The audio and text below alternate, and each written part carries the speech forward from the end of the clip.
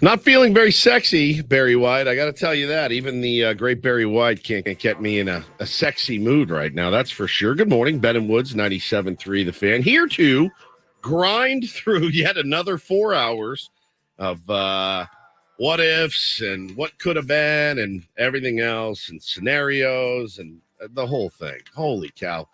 It was one of those pep talk mornings, laying in bed at 4 o'clock when the alarm went off going, you can do this. You've got this, man. Get your coffee in you and go see the fellas, and you can do this. I had to talk myself out of bed this morning, partly because my kids absolutely kicked my ass up and down the street last night. Both of them just belligerent, like belligerent little drunks. You ever deal with like a belligerent little drunk? Now put two of them in there. I'm trying to discipline one. The other one's screaming at me while I'm disciplining the one.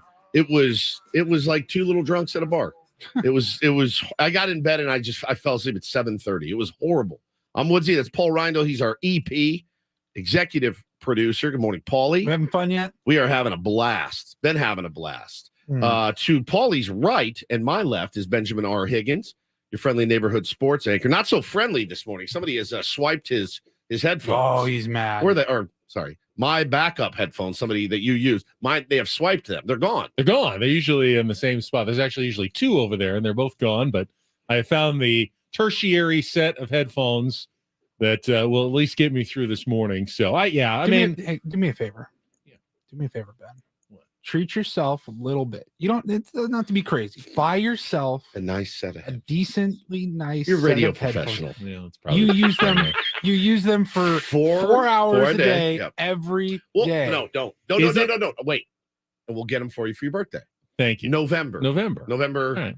3rd. I was going to say 7th. Is it crazy? Let's get them to from think, this though, week and say just, this is it's for your birthday. Is it crazy to think, though, when you work at a professional radio station, that said radio station would probably provide good equipment for you to use? Well, listen, it's like that scene in Shawshank Redemption when Andy Dufresne's doing the taxes for the guards. Yeah. And they go, so the prison issued you your gun, but you had to pay it for yourself. Yeah, I did. Well, yeah, that's tax deductible. It's like, well, why aren't they paying for the gun? I mean, they should be providing them with the equipment they need to do their job. So you're basically saying that Odyssey Corp is like Shawshank, is what you're saying, and that boss Michael is Warden Norton, and Adam is who's the mean guy? The mean guy. That's Captain of the Guards Hadley. Captain Hadley. Yeah, Byron Hadley. Yeah, that makes sense. I got a Black Friday deal on some headphones, pretty good price, because the alternative were these. Wouldn't it be weird, 1982. Now, those of you that can't see, wouldn't it be weird if, like, that when we got hired, we showed up first day. We're so excited to have you, new morning show. We walk in, and it's just an empty room. There's no microphones. There's no computers. Build it as you will. There's no nothing. And they go, oh no, you got to do it yourself. I mean, we don't provide you with any of the equipment to do radio. You got to bring it with you every morning. We're just in here. I can't believe what AJ Preller did. We're just standing on the roof. Shouting out the window so people can hear us. Gather around down there. It's nuts. I have gone through more effing headphones. If you work at the grocery store and you're the checkout person, you don't have to bring your own little scanner and you everything. do have to bring your own carpal tunnel sleeve though at the checkout. You absolutely do. Holy cow. I don't know where they went. I don't know where they would possibly go. But the headphones, Paulie, held up. If you ever watch the show WKRP in Cincinnati, that's what they are. They are 100 years old. Those are busted and broken. This is the other. Give me these. This is the other alternative. In the garbage. I'm sick of looking at them. Just get ready. Just finish them off. They're done. Just finish them off. Throw them in the trash can right there. They're gone. Next. What else? What else has got to go in here? Like the leather material on the inside of the ears was like falling off. Oh, it's horrific. Tammy from John and Tammy walked by. She's dying. She's like, "What did you do?" Hey, Tammy, come here. Tammy, do you guys have working headphones in your studio? Do you guys have working headphones? I You bring your own. I don't bring headphones. See, don't? I don't No. either, and I always expect. I feel like a radio These station are might our provide. backups. These are our backups. Provide headphones. WKRP. Yes. Yeah.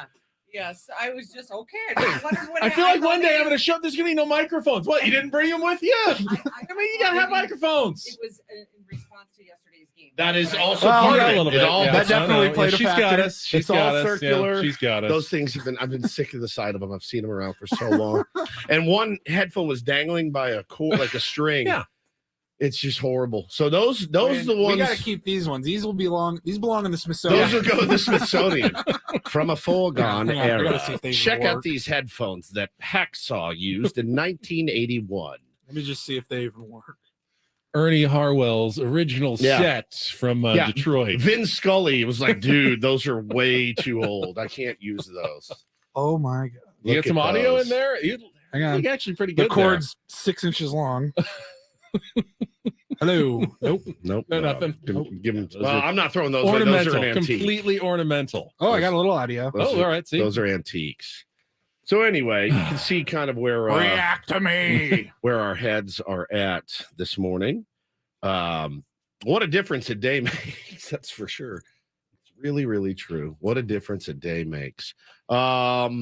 Where do you guys want to start? I think we'll wait. Let's just wait on baseball. Let's wait. I wanted to comment though on what you said about one of those mornings where you just have to pep talk yourself Yeah. out of bed. I did. I feel like everyone has those, right? Oh, every day. Yeah. I mean, well, I don't have it every day. I have it sometimes. You know, I've told this story many times. The first word out of my mouth every single day is the F word. I wake up and it's so I'm going to use the word duck. I get out of bed every day. My alarm goes off. I hit snooze at least once. And then I get out of bed and I go, duck. Just like that. 7 days a week, not 5 just for work. It's my kids are up on the weekend. I go, duck. And then I get up and I drag my happy ass to the shower and then I'm fine. I'm absolutely fine once I get out of the shower. Get the tunes going. Listening to Nas's new record this morning got me all fired up. It is incredible. And so I got fired up this morning. Then there's a song called Irvin Magic Johnson. Oh, Yeah, nice. there's a song called Sports. Urban Magic Johnson. Sports. Sports. It's, dude, the record is front to back, banger after banger. The guy is on the biggest heater I've ever seen from a guy who started in the rap game when I was a junior in high school. Yeah, he's He's unbelievable. He had a song with 50 Cent, who I haven't heard from in years. Who was great. Who was great on it. And by the way, those two wanted to kill each other. They like did. 15 years They ago. did. And the worst song on the album is the one where 21 Savage is on it. The new guy. Nas is continuing to raise the bar. And I listened to that this morning, listened to it the whole drive in. And I was like, all right, now I'm in the right headspace. And, the talking yourself up every day, I think a lot of people have to do it. Now, once I get here, I'm excited. This is a really fun job. It's talking about a very, very confusing team.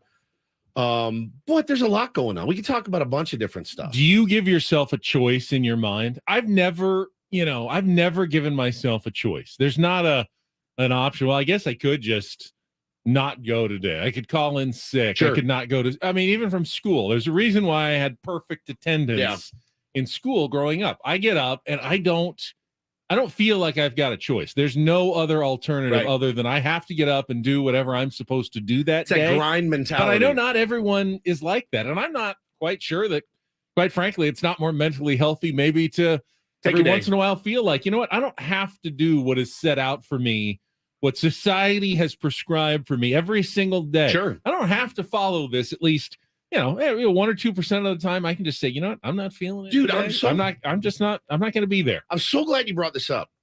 I had a really eye-opening therapy appointment yesterday, and I asked her the exact same question, Ben. You know what my question was? You know the term lust for life.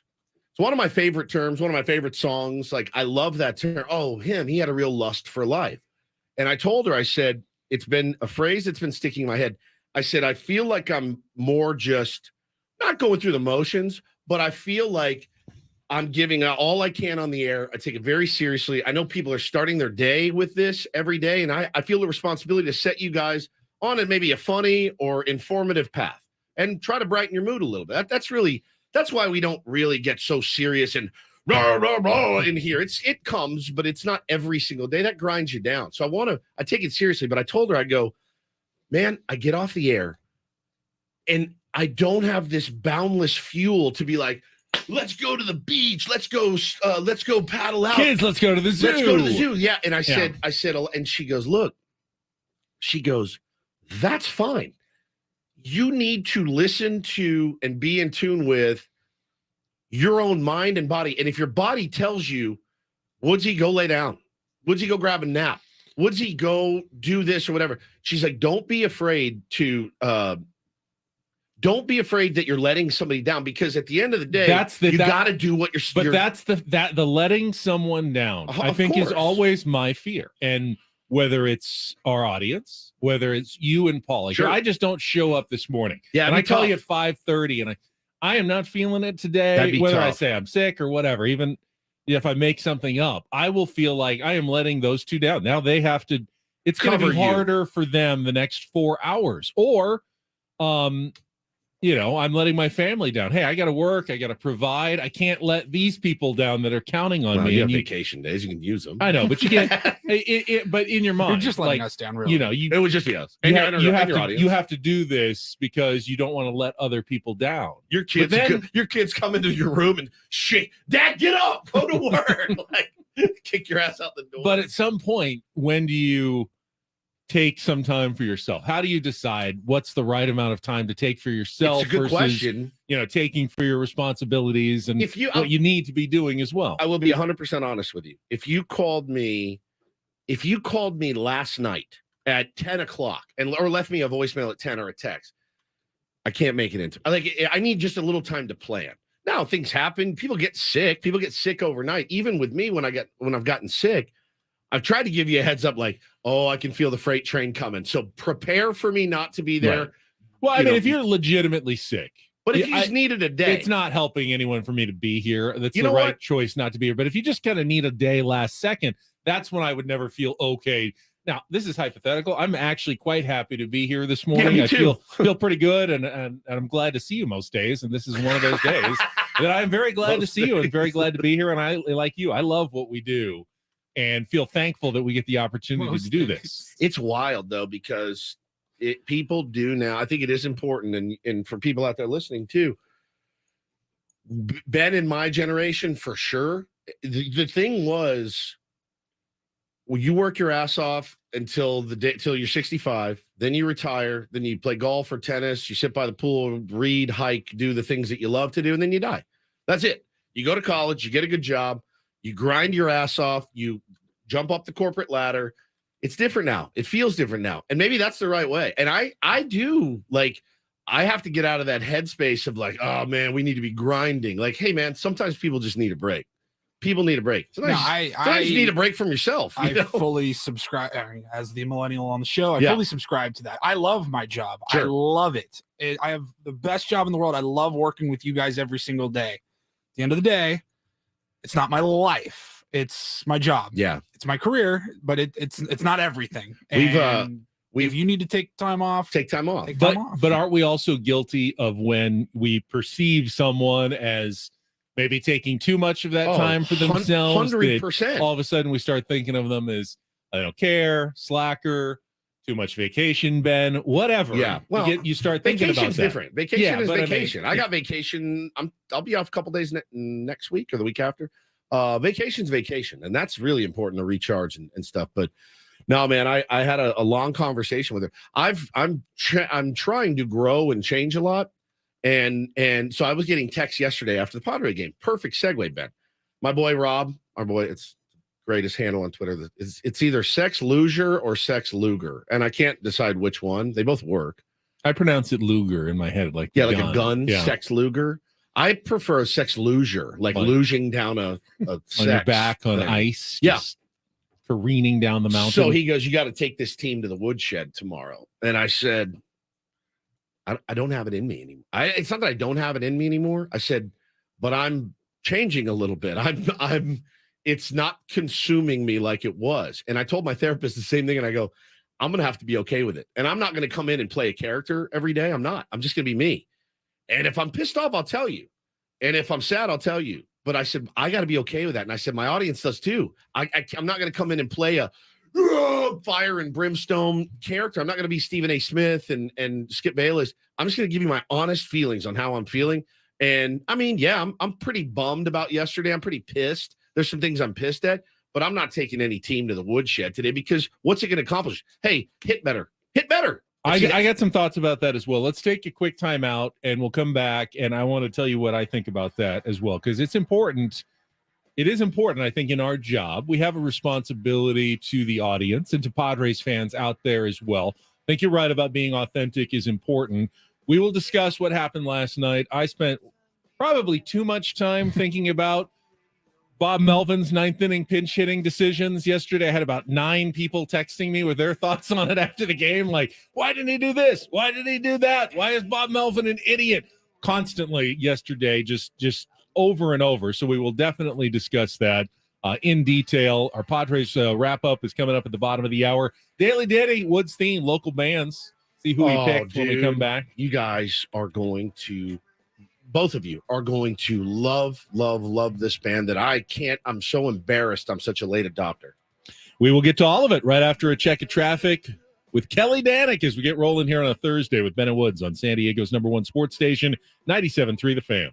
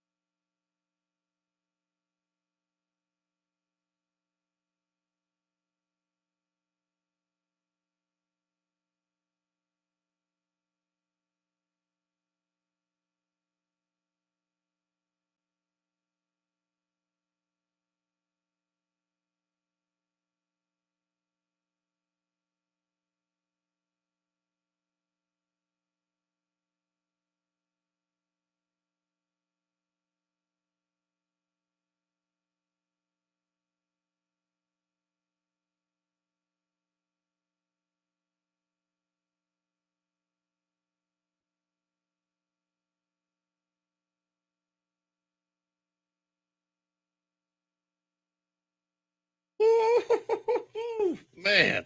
Come on. Write it.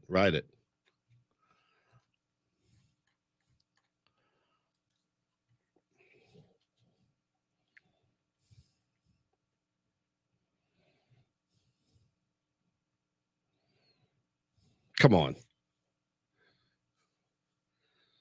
Scratch that itch. Yeah. Real good. Nice. You like that? I do. It's phenomenal. This is The Sacred Souls. Will I see you again? And Local, huh? Local Some band. pipes. I don't know why. It feels like they're a little more East Coast, just the sound of it. But I like it a little lot. Soul, Yeah. yeah. And I am a really, really late adopter to The Sacred Souls, and now I'm following all of their stuff, and will be attending the next show I possibly can. And man, just unreal. Just an unreal voice. Ripped a bunch of their music too yesterday. Just a phenomenal sound. The Sacred Souls, San Diego band, and doing big things right now, and played in Bonnaroo and in Rolling Stone, featured for kind of the next band up kind of deal. But yeah, very, very solid band right here from our fair burg.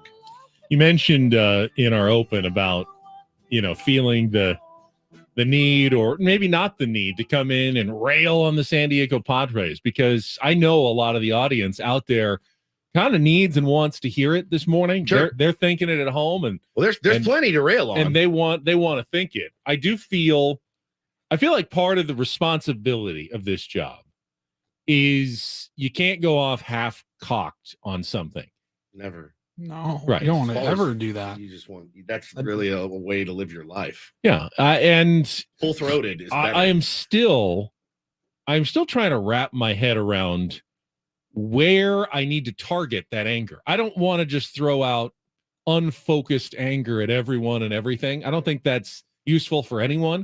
I mean, I can certainly say AJ Preller biffed the bench this year. Oh yeah, That was, Biff has been benched. I mean, completely and utterly missed the mark They don't even call it the bench anymore. They call it the Biff. on putting the bench together. Get your ass on the Biff right now. It's not like he went into spring training and just forgot about it. It's not like he said, "Hey, I got this great lineup," and then all of a sudden he said, "We don't need a bench." He actually did. I mean, went out and added Cruz and Carpenter and Odor, and We all liked it, by and the the way. plan was, hey, let's do veterans who've been there before. Let's not rely, like most teams, on unproven, young minor leaguers to fill out our bench. Let's go out and get some guys who have been there, done that, major league, guys who have been in clubhouses before, who are going to add to the team. Seemed like a sound strategy. It has failed miserably. That, combined with the fact that, they traded away some top prospects to make some of these deals and bring in guys like Juan Soto, have left the bench absolutely bare. And it certainly came into play yesterday in the ninth inning when Taylor Colway was up with the bases loaded and a chance to win the game and, maybe even turn around the season. That's not the guy any team wants in that situation. So I can definitely focus some anger right there. Outside of that, it's a little bit harder. I mean, who else am I mad at right now? Am I mad at Bob Melvin? Not really. And we'll talk about the moves that he made, but I remain a staunch fan of Bob Melvin, Same. and I think he's the right guy for the job. Am I mad at, Manny Machado? Not really. Am I mad at Fernando Tatis Jr.? No, like, kid's playing hard out there with a great attitude, made another phenomenal catch yesterday. Am I mad at Juan Soto? I think we've already gone through this, that he's putting up his numbers and he's doing things that are helping the team on a daily basis. Am I mad at Xander Bogaerts? He may not be everything we thought, but man, what an at-bat yesterday. Paulie said one of the first things. That at-bat by Xander Bogaerts in the ninth inning yesterday, incredible. Might have turned around the season. Yeah, Jake Cronenworth is having a rough season. We see him trying to turn it around. The work that he puts in, the amount that he cares. I know that he doesn't want to be struggling the way he does. I can't really be that mad at Jake. I'm frustrated, but not that mad. It's hard Just to because the target guy's my putting anger. in work. If they're not producing, like, they get a share of the blame. Of course, Oh, yeah, they get yeah. blamed, but am I angry? Am I angry Right. at Jake Cronenworth? I'm not really angry. I'm disappointed. I'm sad for him. I mean, nobody's mad at him for signing the contract he was given. No, but the fan base is angry. Yeah, And I'm angry. I Am mean, I I'm angry at and- Peter Seidler? No, I'm not. it's hard to find. It's unfocused anger. I think from all of us, right? Everyone out there listening, you're angry that the Padres have disappointed you. What is anger, Woods? What did you say? Hurt, sadness, and fear. And fear, hurt, and sadness. Well, we're all hurt because we had high expectations. We're all sad because they have not met those expectations. And I think we all have fear. Fear is creeping in. That we're not going to be able to enjoy the Padres baseball that we think, we certainly thought we were going to enjoy it all the way until late October this year. Oh, yeah. And now it looks like we may not get to enjoy it into August Monday. as much as we thought. So that's fear right there. We're fearful that next year is going to look similar to this year. Bro, that's what's really creeping in is the fear for beyond this season. And the fear beyond. Going back to, the old days where, hey, it doesn't look like they're going to be able to crack 500 this year. We're afraid of all of that. So put those together. We are angry. I'm not sure who we are angry at. Some AJ Preller for making what obviously were some bad decisions, but I'm having trouble focusing that anger right now. It's just a general angriness right now at the San Diego Padres. And really the sadness creeps in a little bit. The sadness and the fear really are creeping in for me, man. And I was going back and forth with a guy on Instagram this morning, nice guy, and really just wanted to vent. And I just said, man, think about what you're saying. And listen, 24 hours ago, I said, hey, man, like, it ain't over. You got to go for it, I guess. Boy, what a difference a day can make. I'm telling you, I'm as flip-floppy as a politician right now. I mean, I might as well run for governor. I have no earthly idea, but I am swayed with losses like yesterday. I'm not going to take anything good out of it. The at bat from Bogaerts, great, fantastic. A 13-pitch walk, it's great. We needed a win, and nobody did enough to get that team a win yesterday. So small victories, I don't think there's really time for small victories anymore. This isn't the Padres team of 5 years ago where you're like, I'm seeing some really good things out of Corey Spangenberg. And Austin Hedges can frame like a MFer, man. That guy, that's solid. Like, the days of those platitudes have to be gone. They have to be gone. It is win or die. That's it. It's a little bit easier for me to decide kind of where my anger is headed towards because I'm not mad at Taylor Colway. No, Taylor I'm Colway not either. Is who he is. I'm not either. I'm not mad at Taylor Colway. I'm not at all. But the fact that Taylor Colway is apparently our best option in that spot, that's a freaking problem. Tough. Yeah, it's tough. It's really, really tough. The fact that Matt Carpenter is so bad. Yeah. That he can't even get that. The veteran off the bench can't get that look. Why are you on? As soon as Soto walked, you knew what was going to happen. Why are you on the bench as a veteran hitter / leader and with a good hefty paycheck, and you can't be trusted in that spot? Do you want the answer? Why are you still on the roster? Did anyone really after Soto walked? Say this. We're way late. Say this. We're doing the recap next. All right, we will get to our Padres wrap up. Save all this fire. Talk about that ninth inning, the strategy and decision-making that went into the 3-2 loss to the Pittsburgh Pirates last night. Don't forget, all guests on Ben and Woods appear on the Premier Chevrolet of Carlsbad fan hotline. Save money the right way with Premier Chevrolet of Carlsbad. Visit them today in the Carlsbad Auto Mall. Chevrolet, find new roads. And I'll tell you, if there's one thing you can be mad at about yesterday is... Well, I'll tell you next. Right. It's the one thing I'm absolutely furious about, and I think you know what it is. All right, we'll come back with that on San Diego's #1 sports station, 97.3 The Fan.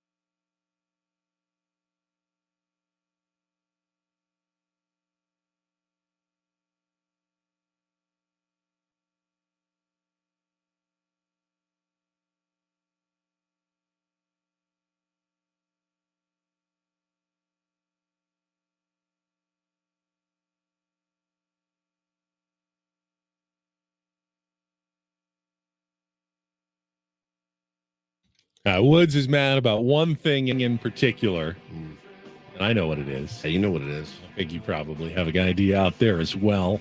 We'll get our Padres wrap up and discuss yesterday's 3-2 loss to the Pittsburgh Pirates.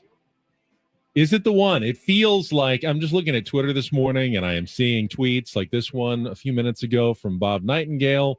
Several teams who have spoken with the Padres in recent days believe that all-star closer Josh Hader and former Cy Young winner Blake Snell will be traded, particularly Hader. Struggling Padres are in 7th in the wild card race, 6.5 games out of a playoff spot. Dennis Lin just posted a piece in The Athletic. He's a little more on the fence like the rest of us, but, points out that, hey, Padres only have like a 28% chance of making the playoffs right now. Is it irresponsible to throw more resources at this year's team? He also says, the Angels just decided to go all in. They traded for Lucas Giolito last night. Yep. They basically have said Shohei Ohtani is not going anywhere. And Ronaldo Lopez to help fortify their bullpen. But the Angels, as Dennis points out, according to Fangraphs, have about an 18% chance of making the playoffs, way less than the Padres do. And they're pushing their chips to the middle of the table. Honestly, good for them. Good for them. It's I don't have a crystal ball. It's probably going to bite them in the ass. They have the greatest chip in the history of baseball ever to trade. We have one that's very, very good as well, but he doesn't have a couple. He doesn't throw, 7 innings of scoreless baseball also. I think it probably will be so conflicted if I was an Angels fan. I mean, that's bad business by Artie Moreno. He can play it off like this is for the fans. They deserve this. And nobody wants to be the team that traded Shohei Ohtani. No way. Everybody knows the Red Sox traded Babe Ruth. You don't want to be that apparently guy. It's coming from Artie Moreno. He is directed. So he has told Perry Manazian, but he will acquire a starting pitcher. You can go over this. You can go over the luxury tax. We're going for it this year. But Johnny Angels fan knows. He knows in his heart. He knows it's the wrong decision. Yeah. I mean, just like if AJ Preller traded a top prospect right now, I think Padres fans, you would know in your heart that's the wrong decision with this team. Yeah. If AJ Preller went out and what were the return? It was like their 5th best and the Angels. Yeah. They were ranked 3rd and 4th in their system. Okay. Some people say they were the top 2, though. Their system after those guys, I think, is pretty bare. It was a pretty good return for the White Sox for Giolito. 100%. By the way, mixed messages, because I just read that tweet from Bob Nightingale, but also Joel Sherman, New York Post, they were reporting that the Padres were in on Giolito in the last couple of days, and they were looking to add there. And you just saw what the price tag was. Maybe AJ Preller said, we're not going that expensive for Giolito, but boy, how could the Padres? Well, this is AJ Preller. He's doing one thing with one hand and the other with the other. He's talking with some teams about obviously trading Hader and Snell, and he's talking with other teams about acquiring Giolito and players. He's always doing everything until he makes the decision. He could go one way or the other. Maybe AJ doesn't even know yet which direction the Padres are going. So that's the new news this morning from around Major League Baseball. We'll get to our Padres wrap up and Woods' grievance, his anger at the team yesterday after this check of traffic on 97.3 The Fan. From the premier Buick GMC of Carlsbad Traffic Center, part of the Premier Auto family, here's Kelly Danick. It continues to be a pretty quiet one on our roads at this time, guys. We're not showing any trouble spots at all. I'm Kelly Danick with Ben and Wood, San Diego's #1 sports station, 97.3 The Fan. It's a shame if they lose. You can visit Pity City, but you can't live there. Oh, it's been a great day today. Can't wait for more. Hey guys, it's Woodsy, live from the Crapper again. Did you miss any of the Padres game yesterday? Cancel the parade. That's why you play the games. Oh, God, here we go. It's the Padres wrap-up with Ben and Woods. Slam Diego? More like fail Diego. Presented by Hamel Casino. With thrilling slots and tables and all the best rewards, Hamel Casino has all the fun you're looking for. Hamel Casino, fun above all else. On 97.3 The Fan. I just felt the way that the roster is built, they would have to outscore their opponents to win. Lugo delivers, and Choi swings, hits one in the air to deep right field. Fernando's going back at the wall. It's going to go. A home run for G-Man Choi, 6th of the year. Pirates strike first here this afternoon. It's 1-0 in the second. 1-2, the pitch. Machado swings, hits it in the air to left field straight away. Not deep. Reynolds racing in. Williams racing back. Over the shoulder. Williams can't make the catch. Bobbled it, dropped it. Kim will come in and score. Machado into second base. Not a pump, but it is a 1-1 game. First pitch swinging. Brian Reynolds in the air to deep left field and a home run to the opposite way. Reynolds' 11th of the season. And on the first pitch of the fourth inning, the Pirates go back in front. It's now 2-1. 1-2. That's hit in the air to deep right again. Fernando back at the wall. Leaps up and he makes the catch. Comes down, slams into the wall. And for the second consecutive game, going to hang a star for the Padre right fielder. 3 on the day. Swings here, hits one in the air to deep right center. Fernando going back at the wall, looks up, going to go. A home run for Carlos Santana. That is his 3rd of this series. And the Pirates add on 3-1 now in the top of the 9th inning. Campusano at first, Bogarts at second, 1 away. The 1-1 to Cronenworth came down and in, and it hit him. Bases are loaded with 1 out in the bottom of the 9th inning. The Padres are down by 2, and a golden opportunity, as I believe you're going to get a pinch hitter. Sanchez slowly walking back. Juan Soto was back in the cage getting some rips. They had to wait for him. That's who's going to pinch hit here. Perfect spot. This is why you hang on to your ace off the bench until you got to go to him. 3-0 to Soto. Bednar kicks and deals. The pitch is taken inside, ball 4. It's a 1-run game as Bogarts comes in to score. That's exactly why it's the perfect spot to put him in. 2-2 with the bases loaded, 2 outs. Bednar ready. Here's the pitch to Grisham and a swing and a miss. Got him with a curveball, and the Padres leave them loaded here in the bottom of the 9th inning. They get 1, but they needed 2. And the Pirates win the series as they hang on for a 3-2 victory here this afternoon.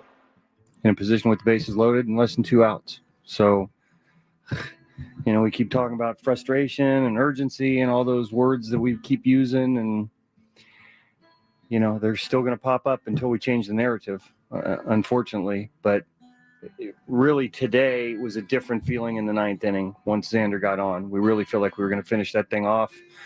I didn't want to use Swan today. We wanted to give him 2 days off. He's going to get an MRI on his finger either tomorrow or Friday. He's been playing with it for a while. He came and said, I'm going to hit. So, once he came to the plate, you just felt like this is kind of finally we're going to break through. This is going to be our time, and it didn't happen. So yesterday, watched the game at home, and I had a therapy appointment at 3. So I'm sitting there waiting for her to come out and get me, and I'm in the waiting room, and I see Fernando Tatis. It's the last thing I saw. He was at your therapist? He was there. No. I see Fernando Tatis stride to the plate and hit a missile to center field. How the F? And he thought he got it. Fernando rarely says, I got all of that. It was gone for sure. And it's not gone. There's a young lady next to me waiting to go in to see her therapist. And I had my earbuds in, and I, yes. And I looked around, I go, whoops, sorry. And she's like, no, it's fine. And then he caught it. And so I went, oh, cool. I'll miss the 9th. Get out. I'm actually glad I didn't see it live. It might have killed me. But I ended up watching it later. But I'll tell you, man, the thing that really bummed me out about yesterday's game was, there's a couple things. Obviously, you have Oviedo on the ropes in the first. Just a complete dumpster fire. Can't come set. He's getting banged for strikes and banged for balls and putting guys on. And honestly, the Padres didn't do anything wrong. No. They hit 3 balls over 100 miles an hour, a single by Kim, a double play by Manny, and a line out by Xander. Yeah. Padres didn't do anything wrong. Yeah, they were in position. They were in position to take advantage of that inning, and sometimes baseball gets you that way. And you feel like that's where the luck comes into play. Padres bad luck in the first inning. Yeah, for those balls didn't go a few feet one way or the other. Plenty of time to get the job done against the Pittsburgh Pirates, right? And Oviedo. So here's the problem. Later in the game, he throws behind Fernando Tatis Jr.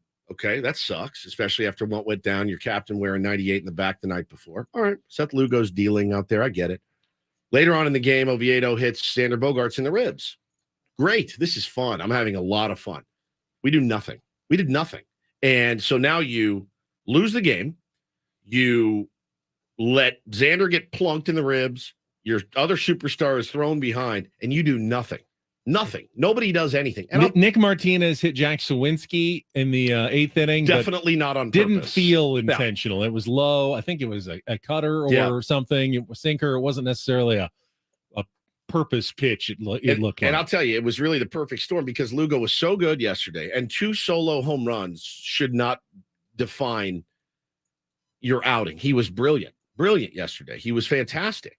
But the thing is, man, and you do wonder, going back to it in the 4th or 5th inning after Xander wears it and Tatis gets thrown behind, Seth Lugo comes out and drills somebody in the back, and people are pointing and jawing. And does that then bring that team together and let Manny Machado and Xander Bogaerts and Fernando Tatis Jr. know, hey, man, we got your back. We're a team. We're a family.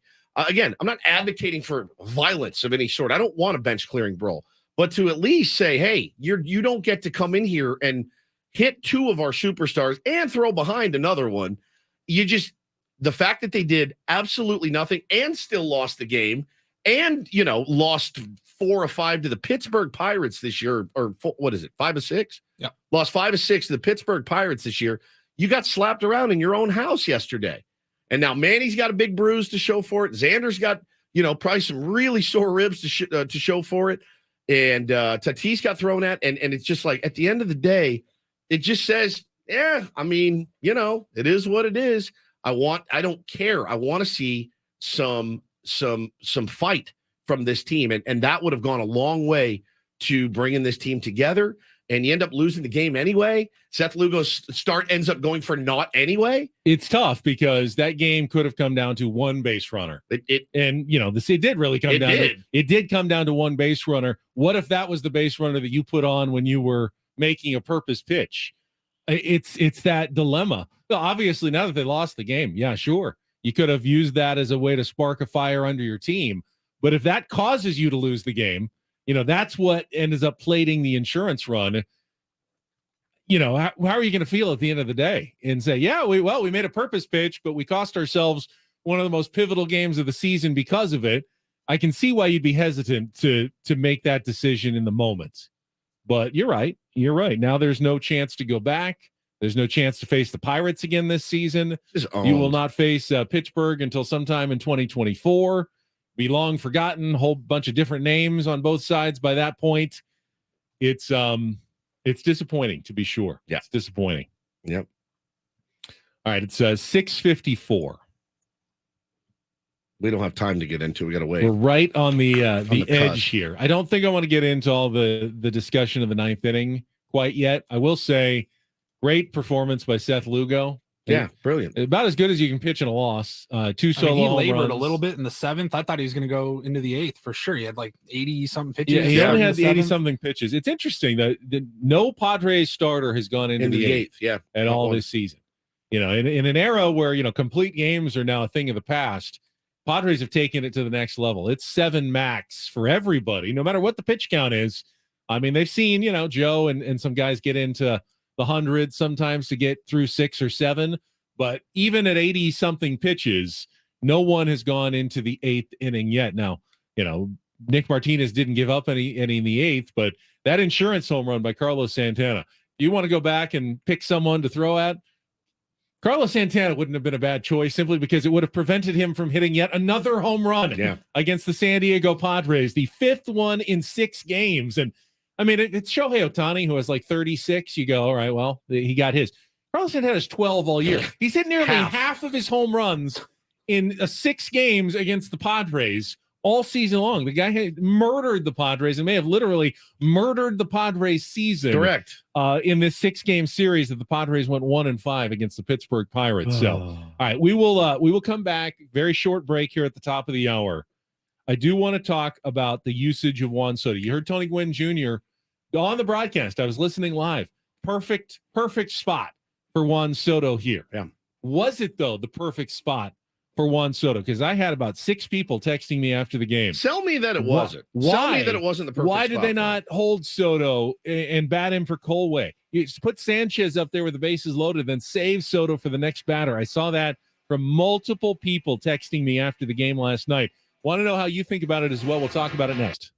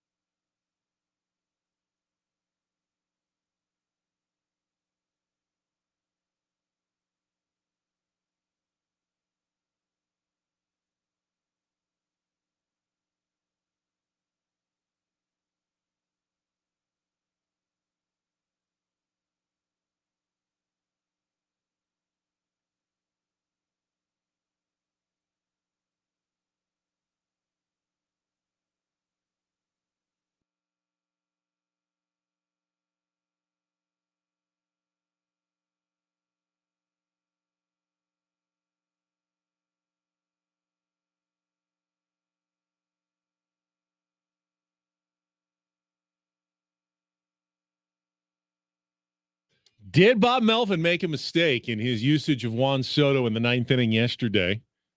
Curious what Saris is going to say about that game. We'll have our Smart Baseball segment coming up at 8:35 this morning. Also have some Real or Fake in just a few minutes. If you want to get online early, try to qualify in these last days of July for a getaway to Las Vegas, give us a call, 833-288-0973, 833-288-0973. I do think that there's a chance that Bob Melvin erred in the ninth inning, but it's not what most of the people who were texting me said when they kept saying you should have let Gary Sanchez hit with the bases loaded and saved Juan Soto to pinch hit for the untested Taylor Colway, who was on deck. Hey, if Gary strikes out, you still then have Juan Soto coming up with the bases loaded. To me, if Bob Melvin made a mistake there, Woods, I thought it would have been not pinch hitting him for Jake Cronenworth. Because I believe the only thing that you could really be mad about was if if Juan Soto was left on the bench at the end of the game. Had Jake Cronenworth rolled into a double play there, and Juan Soto never gets a chance to bat in the 9th inning, to me, that would be managerial malpractice if he's available. And with Gary Sanchez up, well, yes, I like Gary Sanchez better it than. Sounds like he wasn't available though. Well, Bob he wasn't, but he was not. Once they going to play decided then. he was, and I think in the 8th inning, Soto said, "I want to bat." Okay, then get ready. If it's a 9th inning close situation, we're going to use you. So yeah, he let Cronenworth hit. He did. And Cronenworth got on. He did, and it worked out. I'm going, okay, well, I would have been wrong there. I would have hit for Cronenworth, and now this we were isn't texting even about that. This isn't even. I texted you. I said I would hit for Cronenworth. Like, here. I agree. And then as I sent that, he got drilled, and you're like, all right, good. I'm glad they saved him. Would I, all things being equal, would I rather have Gary Sanchez up than Taylor Colway? Probably. Just a little more veteran, has done it before. I know it's a righty against a righty, but that wasn't the choice. Yeah, it's not the choice. The choice was, do you put Gary Sanchez up, who is absolutely against David Bednar, a real liability to roll into a double play, and then doesn't have speed. You absolutely could see a 6.43, a 4.63, a 1.563 there, all kinds of 1.123, all kinds of bad results there. The best case scenario, obviously he could win it, but there's so many possibilities where you don't get Juan Soto up. I think you have to use him then in that situation where Bob Melvin used it. So I think ultimately he ended up making the best play there. Yeah, if he goes down, hits into a double play, which again, very feasible. Then Juan Soto sitting on your bench, and then you're like, now I'm coming for your head, because if Juan Soto, and Paulie said earlier off the air, well, then you can just play I was going to give Soto a day off, but then, I'm still coming after you today, Bob Melvin. If Juan Soto's left on the bench, you can't give me one swing, give me one swing, whatever. Now, those 4 pitches were not even close. It was a nightmare scenario. Here's my biggest problem too. Again, Matt Carpenter is available off the bench, and that's how bad Matt Carpenter has been. Matt Carpenter has been so bad this year that you trusted Taylor Colway to hit a lazy fly ball to tie the game. Who do we have left on the bench? Carpenter and Rivas, Batten. I think those were the last. And Soto. Yeah. And so I again, it's on the players for not executing throughout the game. You have to beat that team. You just have to beat that team. That being said, you had a chance to win it in the 9th, and Matt Carpenter was such a bad option that you went with Taylor Colway. And Taylor, that's your bench right now. Is Colway, Batten, Rivas, and Carpenter. Colway has at least done some stuff in the minors this year. Carpenter hasn't done anything at all in months. It is wild though. Like as much as managers usually trust their veterans in a situation like that Bob, it really speaks to kind of where their head is at with Matt Carpenter. But my question is, if he's not there for that, well, what's your reaction if he does pinch hit Carpenter for Colway? Are you happy or upset? I'm probably. You know what's going to happen, because I'm not sitting here saying, "Oh, you should have put Carp in." No, I get why you didn't.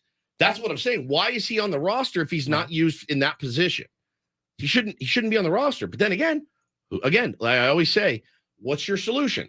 25-man roster instead of 26. I have no idea. Look, my solution is is Rivas a better option? I don't know. I haven't seen anything from Rivas that tells me he's better.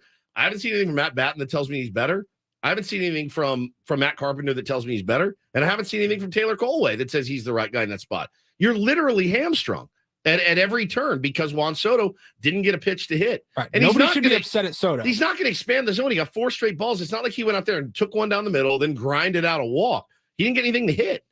And so he got on base, did his job again, and there's nobody behind him to just hit a single or a fly ball or whatever. In my heart, I knew as soon as Soto drew ball 4, I knew that was the game. Yeah, I knew that was the game. You knew who was behind him. You said, I'm thinking, if he walks, great, we're still down 1. It's not like we're tying the game and then we can get extras and we'll see what happens. Yeah, still have outs everywhere. You have to drive a ball, score 2, win it here because you have you knew what was going to happen. And David Bednar, fly ball 40 feet away from the plate, in foul territory, and then a strikeout. And David Bednar said after the game, I wasn't going to let Juan Soto beat me. Yep.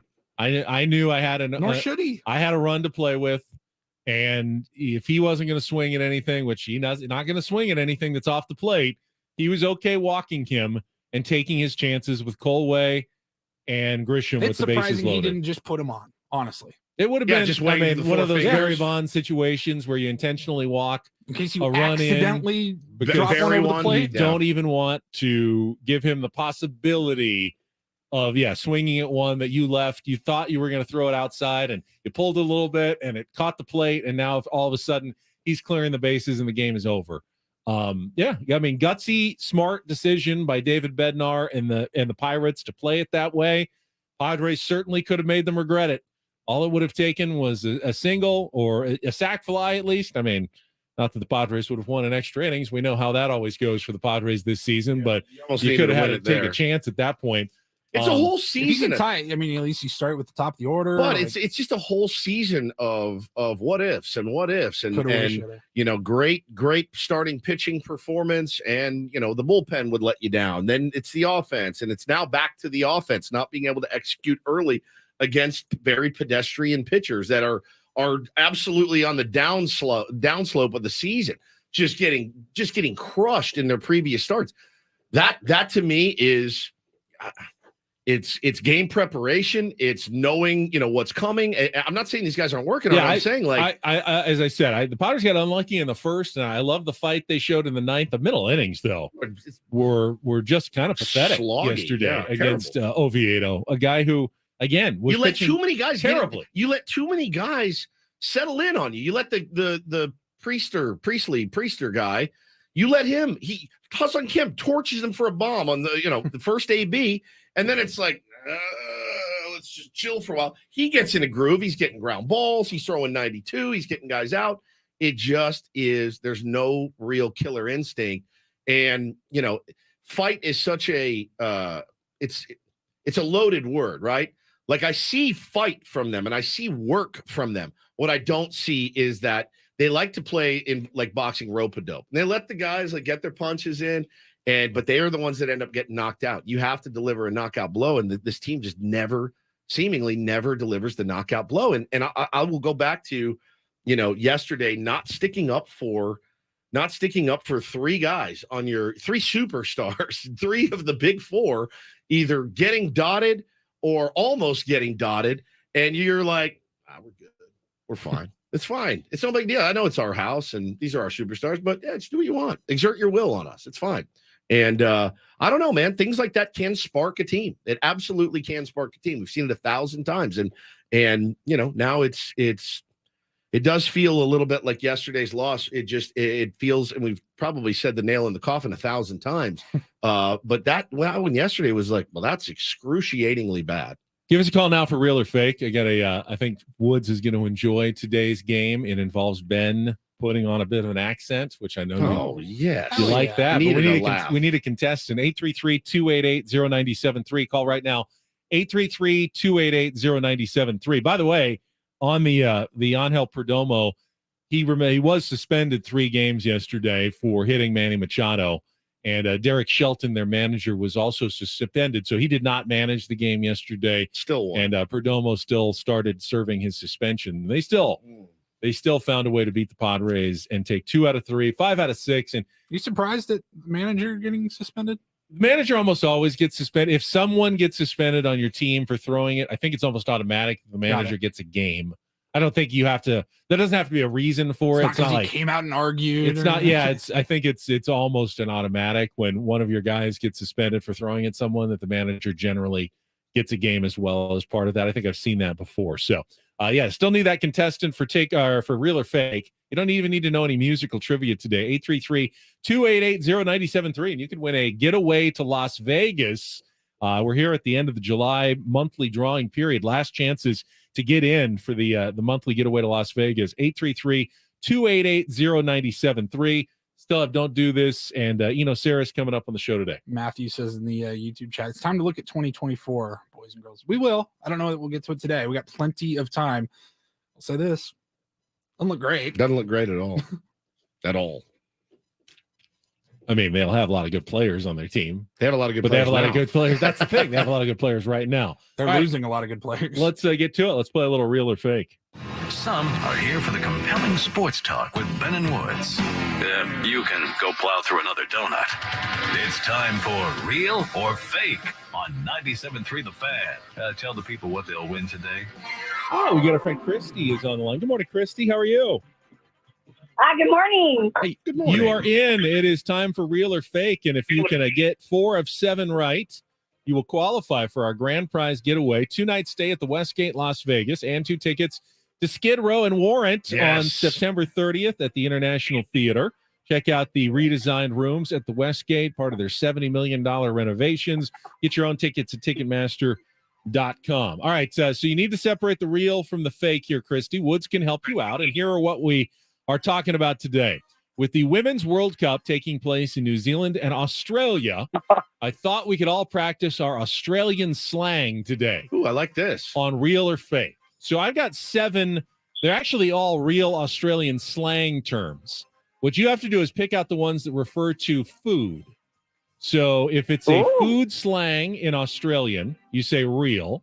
If you don't think it refers to food, you say fake.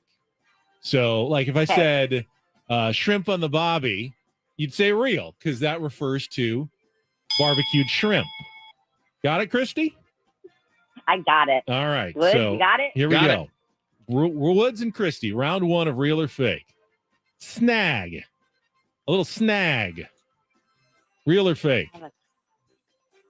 Well, I'm already at a snag, Woods. What do you got? I think it's real.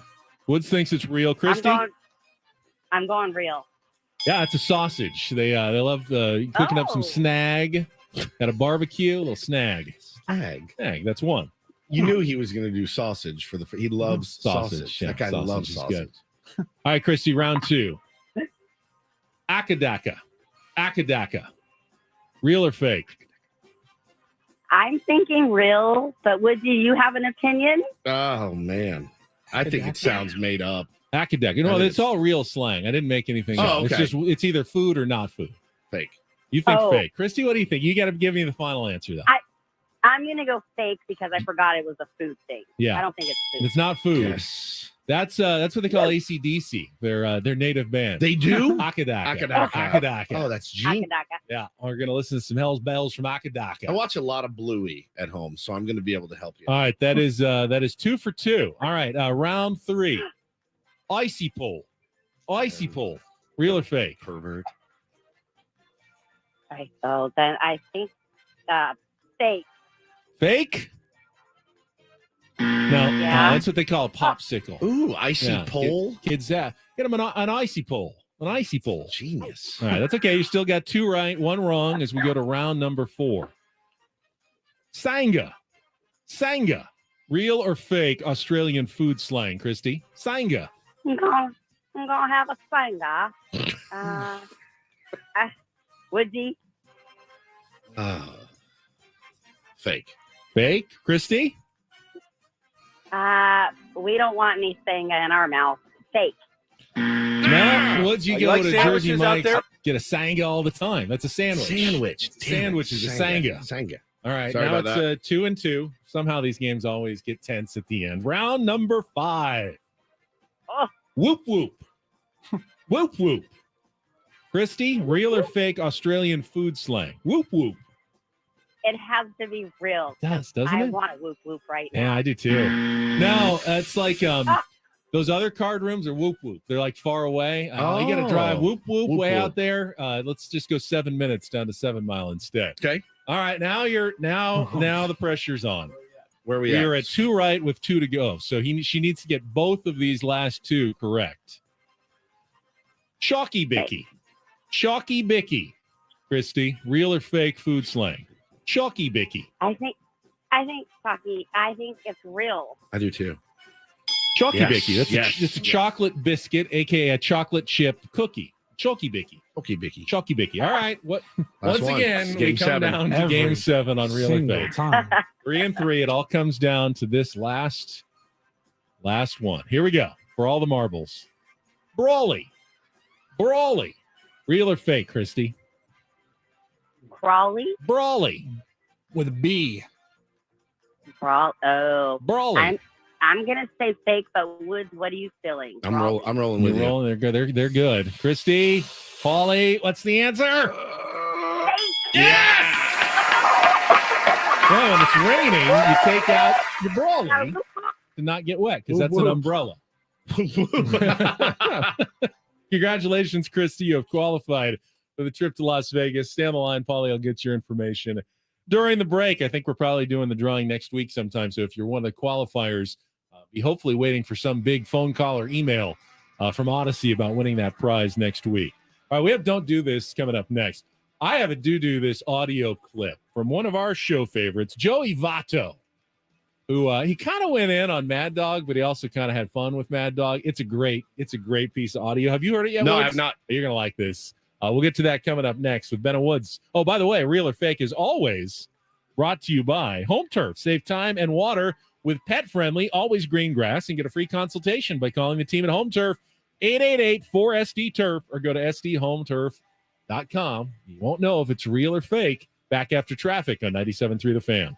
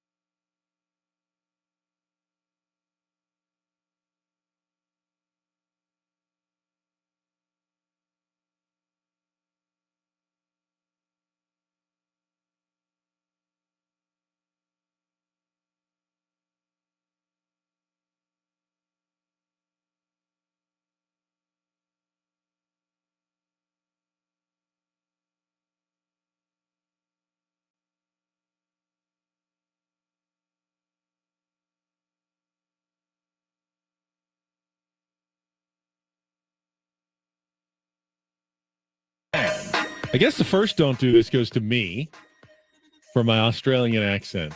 Paulie, what did you just get a comment about? Yeah, Doug in the YouTube chat says, can I just say, as an Aussie myself, Ben absolutely butchered that Aussie slang. Thank God the caller got it anyways. I mean, what did we expect? Yeah, I mean, that's kind of the point. Chalky Bicky. What the bloody hell was that attempt at an Aussie accent? Yeah, we knew that was coming. Sorry about that. Hey, it's good. We got authentic Aussies listening to us. Am I doing both of From these? way down under? I'll do both of these. Yeah, why don't you just go ahead? All right. I'll work on the do this for now. All right. I mean, I guess this is a matter of opinion, but I saw some news yesterday that really kind of bummed me out, and that's that Commissioner Rob Manfred has been extended through January of 2029. My friends, the 30 owners in baseball voted to extend Rob Manfred as the sports commissioner on Wednesday, keeping him in place again through January of 2029. He had one more season remaining on his deal. It was extended another 4 years. He will be 70 years old when the job ends. But I don't know. I mean, I know that baseball is in a pretty good spot, right? As far as I think the owners are all making a lot of money.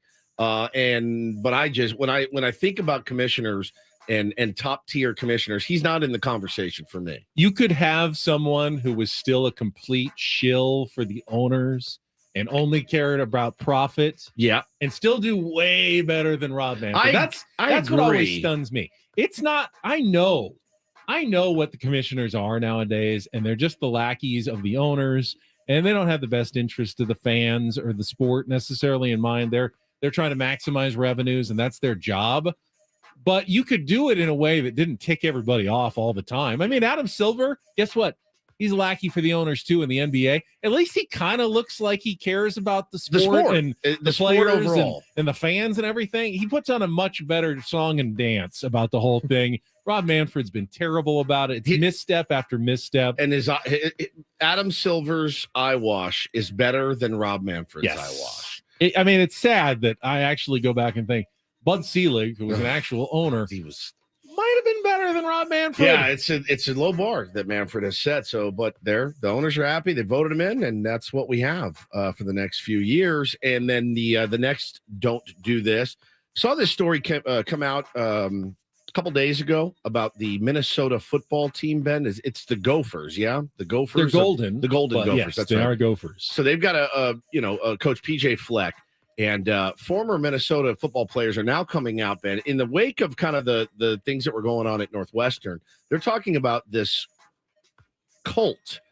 They're describing it as a cult that is, quote, fraught with intimidation and toxicity. There are allegations that he interfered with medical protocols by seeking for injured players to come back earlier than they were supposed to, by minimizing the seriousness of some pretty horrendous injuries, and he has a system, guys, that he calls the Fleck Bank. Players can rack up goodwill, like Schrute bucks in the office. You can rack up Fleck points to circumvent repercussions of failed drug tests and other violations. Like, Paulie, I caught you smoking marijuana. You're going to lose 20 Woods points. But you've built up enough goodwill that I'm going to let you slide because I won't get in trouble. So you're not going to get in trouble. I mean, I sort of can agree with, hey, this guy is always hustling, going the extra mile. He's built up some goodwill. Sure. Okay, he made a boneheaded play in practice. I'm not going to make it. But I'm not going to make him run miles. It's not a boneheaded play. That's the part, though. It's like you can't just circumvent your whole school and NCAA rules because you like a guy. Guys, it's fine. You should see his account in the Fleck Bank. The guy has so much goodwill built up. The other one is alleges that medical staffers illegally prescribed Toradol, a powerful anti-inflammatory that reduces pain, illegally. Said they violate so much of the medical care best practices, which probably isn't that uncommon in college football, unfortunately. And I think a lot of it, too, sometimes will be on the players. They're like, give me, like Xander was like, it's not illegal to get a cortisone shot, but the player comes in and he's like, I want to play. I feel like I can play. I need this shot. They're like, look over one shoulder, look over the next. Like, all right, just give him the shot so he can get out there. Still not nearly as bad as what's going on in Northwestern. That's true. It's very true. So don't do this material. We will see. But there's a lot, all those schools, Ben, in the Big Ten right now are, Harbaugh's facing 4 games. Iowa just settled a racial discrimination lawsuit That happened in March, and now, of course, Northwestern and everything else. So, yeah, well done out there, guys. All right, finally, a little do this for a Thursday. DD mega doo-doo. And if you like talking baseball, you probably would love to interview Joey Votto. We did when we had the opportunity. He just brings it. He's fun. He's a little whimsical, very knowledgeable, brings a great perspective. And yesterday he went on with Chris Russo on MLB Network's High Heat. He also has a long memory because he brought up a time when they were discussing the Hall of Fame balloting and future potential Hall of Famers in baseball. And he went through his list, and he got this guy Hall of Famer. And then he got to Joey Votto and Zach Greinke, and he goes, those guys are in the Hall of Very Good, but not quite Hall of Famers. Don't think Joey Votto is going to forget about this. Listen to this, Woodsy. A couple of months ago, you said that Zach Greinke and I are Hall of Very Good ball players. I think Zach and I would agree. You may be right. But I get the gist of what's going on here. I know what you're doing.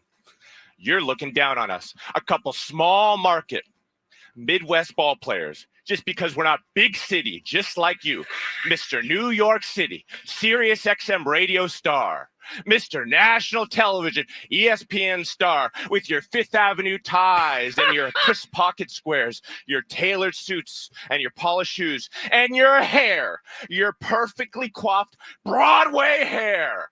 Must be nice to sit atop that Madison Avenue ivory tower, like Jim looking Rome. down on us with those luscious locks.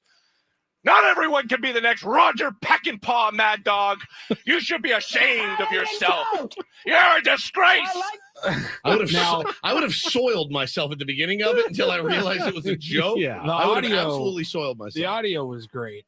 Please go online and just search Joey Votto, Mad Dog, whatever. Yeah, find the video. He's performing. He's like on a Broadway stage. He is like he's doing. He is sounded moving. so much like Romy there, like so much like Jim Rome. That was fantastic. With your Madison Avenue hair. That was brilliant. He's so fun. I mean, when we interviewed him, he literally lied to us. Like he lied to us. He told us like a 5-minute story Yes. About Brandon Drury. Brandon Drury. That wasn't. And then we said, "Hey, Brandon, you're still using the eye patch?" And he stopped and turned and he goes, "Joey Votto is a liar. I never did that. I never said." He walked back toward. He was leaving the dugout and he walked back towards us and was like, "By the way, that didn't happen. That never happened." We're I'm like, like, oh my god. He literally just Oh my called in to God. mess. He mess with us. He's such a. It's gonna be the game's gonna be worse off when Joey Votto retires. But you want to talk about somebody that should be the commissioner of baseball? Joey Votto should be the commissioner of baseball. And that is don't and do this for a Thursday. That was Don't Do This with Ben and Woods on 97.3 The Fan. All right, I'd love to hear from some Padres fans. We gave you some of our thoughts on yesterday's game, the 9th inning. Woodsy ticked off that the Padres really never came back at the Pittsburgh Pirates after Manny Machado got hit and Angel Perdomo was suspended. Give us a call, 833-288-0973. Even if you disagree with us, we want to hear from you. 833-288-0973. We will take your calls coming up next with Ben and Woods on San Diego's #1 sports station, 97.3 The Fan.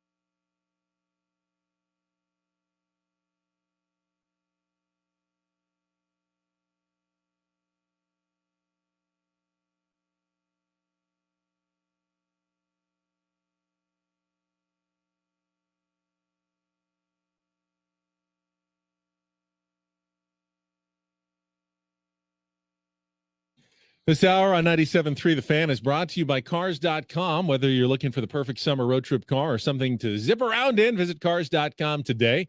They have over 2 million cars for your 2 million summer possibilities.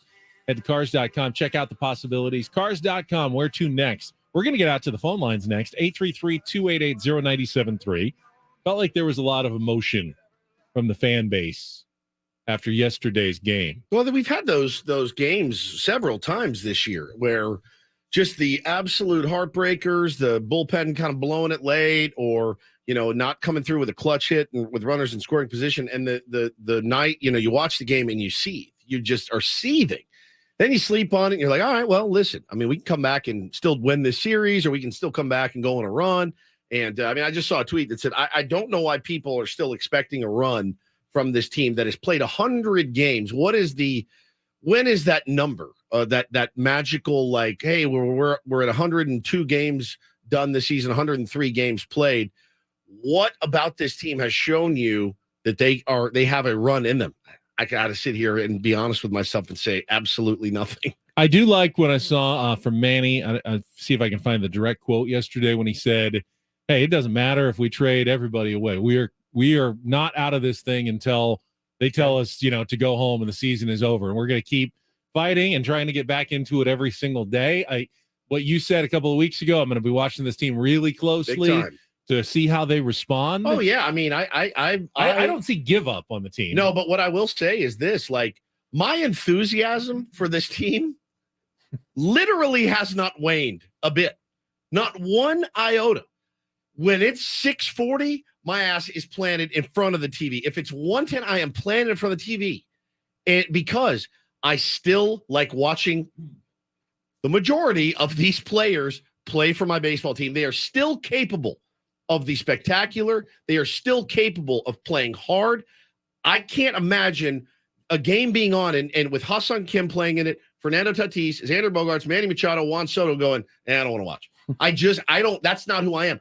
I miss baseball season so much when it ends. I miss it like a dead relative. I miss it so much that I'm like, screw it. If this is my lot in life to have to watch a mediocre team win one and lose one, so be it.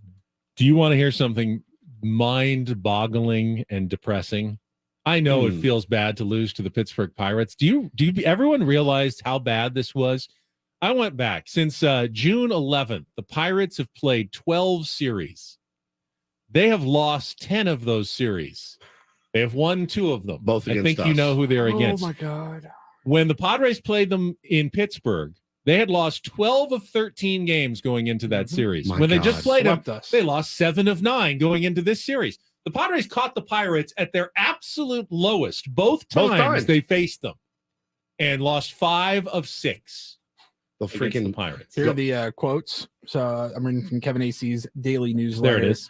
Tatis was dejected after this one. Quote, I mean, we've showed what we've been capable of doing this year, and that just shows where we are at. There's not words we can put out there. It's just go out and perform. Simple as that. We're fighting. This is baseball. At the end of the day, you never know. We're going to go out there and grind and play as hard as we can, but we need results. Machado, quote, we're going to be contenders until we're out.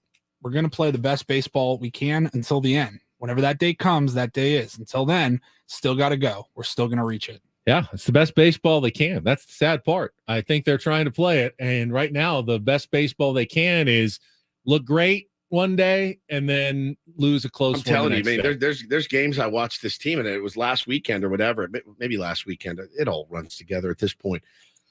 There's games I watched this team. I text you guys. I go, nobody beats this team. Nobody beat. Like, look at this. This stringing hit after hit together, stealing bags, making spectacular plays, playing hard.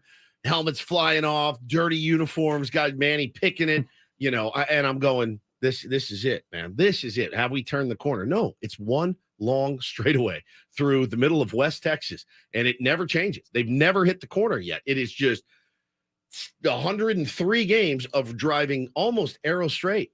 All right, we get callers on the line. We'll get right out to the phones after this check of traffic on 97.3 The Fan. From the premier Buick GMC of Carlsbad Traffic Center, part of the Premier Auto family, here's Kelly Danick. You guys have seen the usual slowing in the usual spots, but at least no incidents or accidents to make things any tougher for you out there. I'm Kelly Danick. Benner Woods, San Diego's #1 sports station, 97.3 The Fan. Oh, quick Kelly this morning. Let's go out to Kyle. You are first up, 833-288-0973. Good morning, Kyle. Hey, good morning. Hey, buddy. So I mean, to start off with, we got punked by Bad. the Pittsburgh Pirates, and that sucks. But I don't think the way to go about retaliating was Seth Lugo plunking one of them, because I mean, we saw the suspension that Perdomo got, right? So if he goes out and does that, we're going to lose him probably for at least a start. For one start, yeah. I had to imagine. And every game is just way too important right now to be losing Seth Lugo. And who are we going to call up? Reese Kinnear? But you still lost. We still lost the game, you know? We did, but you would. Well, the way to retaliate was to go out and beat the piss out of him. That was your opportunity, but that also didn't again, happen. He got punked. Yeah, and the get again, like it's such a weird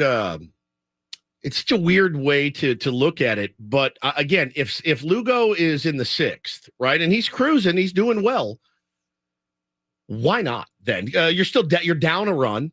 Why not? That's then? the thing you said yesterday. When the opportunity presents itself, get up 5-1. When the opportunity presents itself, take your shot, throw it at them.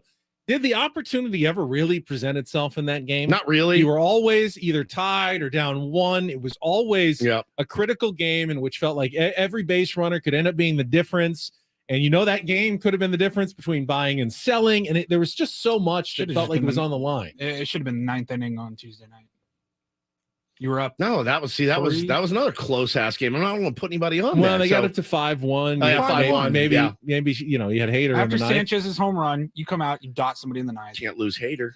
You use Garcia there for one batter and he gets ejected. Yeah, you could have left Suarez in from the 8th to the 9th to come back for one batter, and then that's it. Punked is the right word, and I don't know. Again, maybe again, you never know, obviously. But if Lugo hits somebody in the 5th or something, and the bench is clear, maybe you're fired up. Maybe you do go out and win that game 9-1, 9-2. But it sucked. It sucked all around. Sparks that winning streak you've been looking for. I mean, we've seen it in baseball before. I'm not a big believer in, you can just change the course of the season by throwing a punch at someone. But we have seen galvanizing moments for a baseball team. And we haven't gotten one for the Padres yet this year. No, we have not.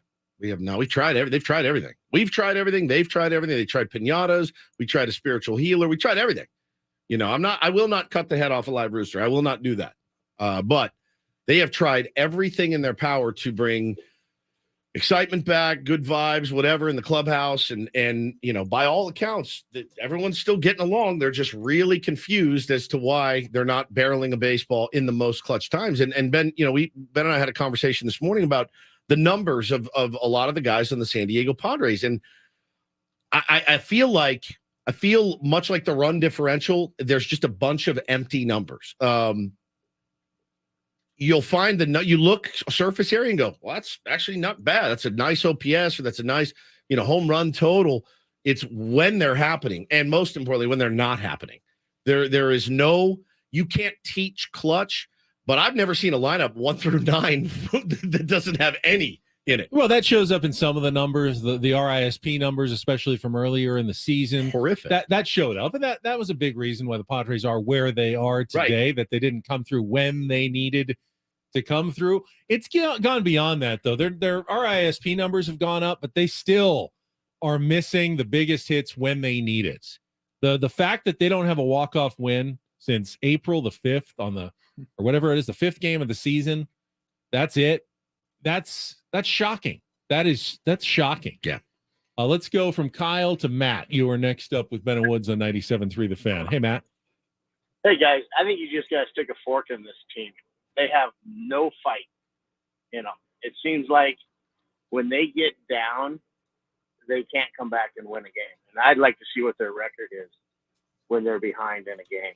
1-42 when they're down after 8 innings. I think I can give you that one if you'd like. Wow. Well, do you think I feel bad for Bob Melvin? He looks down that bench late in the game and goes, "Who the hell do I use?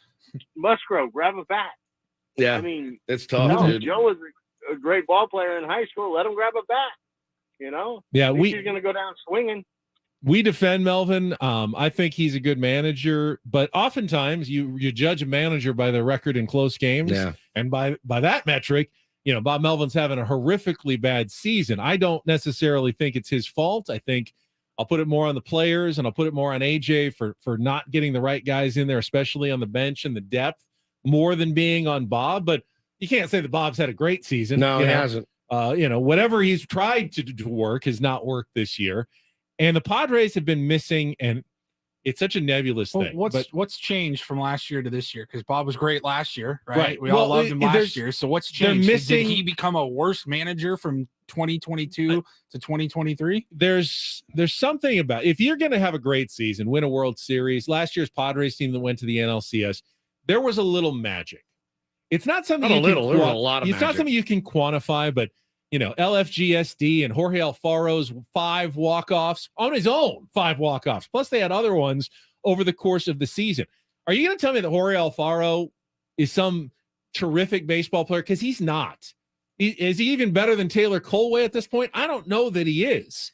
He just happened to come through repeatedly last year. Does he even have a job this year? The Padres couldn't use him at the end of last year, but there was magic in last year's season, and the magic is not there for the Padres. In fact, this has been the most unmagical baseball season that I can ever remember watching. I've watched Padres teams that have won 68 games have 10 times the number of magical moments that this year's team has had. This year's team that is far superior to, I would say, 90% of the Padres teams I have watched in my life. They are far more talented and far superior, but they have less magic than maybe every single one of them I have ever watched. Yeah, and it's wild because, I've seen apathy setting in. It's the worst thing you can have. You either can love or hate, but apathy is just the worst emotion that you have. Once you're apathetic about whatever it may be, whether it's about, your job, your marriage, your friendships, your baseball team, there's nothing worse than apathetic. Nothing.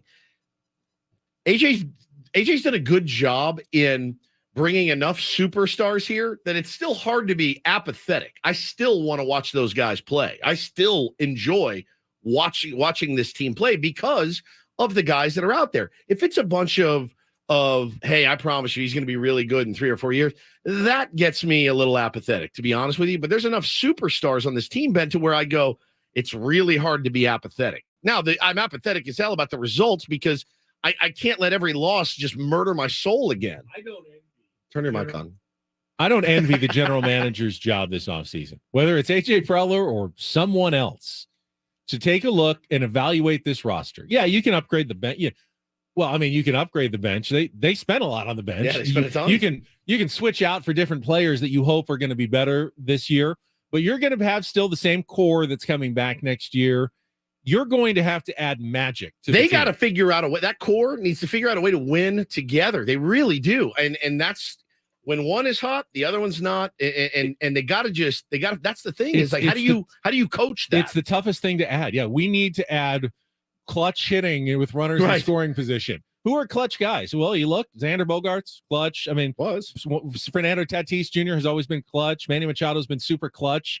You need to add clutch guys to a roster that you thought was loaded with them. So where do you find guys like that on a stat that's very unpredictable season to season, week to week, month to month? That I don't envy the job of whoever it is that is going to, probably AJ, but whoever it is.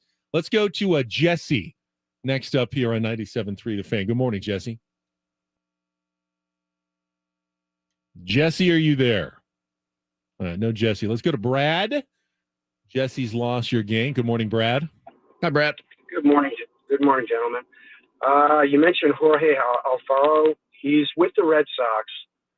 He's been bouncing up and down from Worcester, the AAA team, to the Red Sox.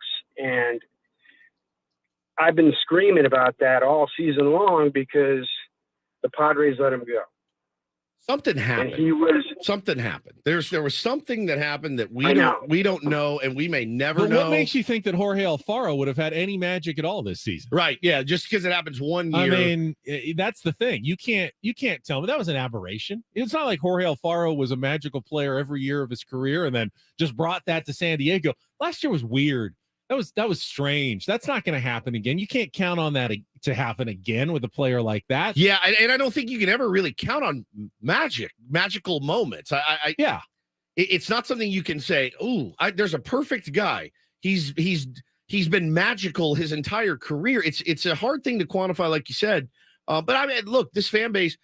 Paulie just got a text asking, "Hey, well, isn't Will Myers better than anybody that we have on the bench?" I mean, maybe, but there's a lot of teams in the playoff hunt right now, and Will's hasn't been picked up yet.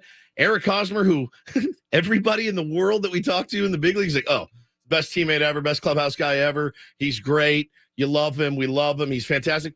He's at home. He's helping raise his child right now. He doesn't have a job. Like, there are all these guys out there that were here and they're still out there, and no one's picked them up. Not just the San Diego Padres.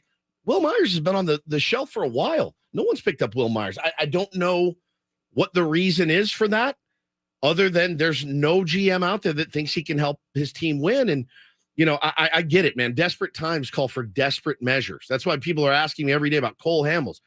Cole Hamels, I know he's working out. That's all I know. I know he's working out and trying to make. Is that what you got? The quote I got from our from my source said, "Quote: He's trying to make a comeback." And I'm like, yeah, I already knew that. But where is he? That's what we were told in February. In February, same thing. Trying to make a comeback. Nothing's changed. So I get it, man. Those are, in my opinion, desperate moves. But hey, has there ever been a team more desperate than the San Diego Padres right now? And that's what really scares me, is desperation at the deadline. All right, I think we should have some time for more calls if you want to keep joining us. 833-288-0973.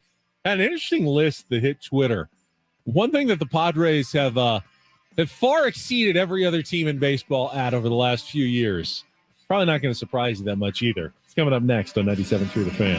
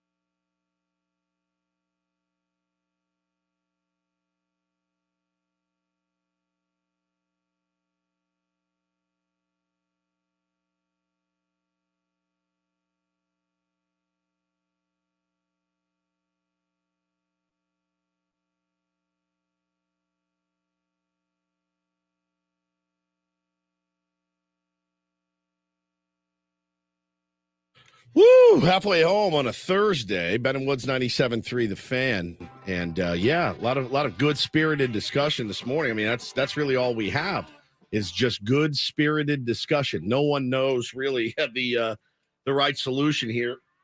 We were talking about the options. Trade deadline is Monday, Tuesday in Colorado. Yep, we'll be doing a special show that day from 2 to 3.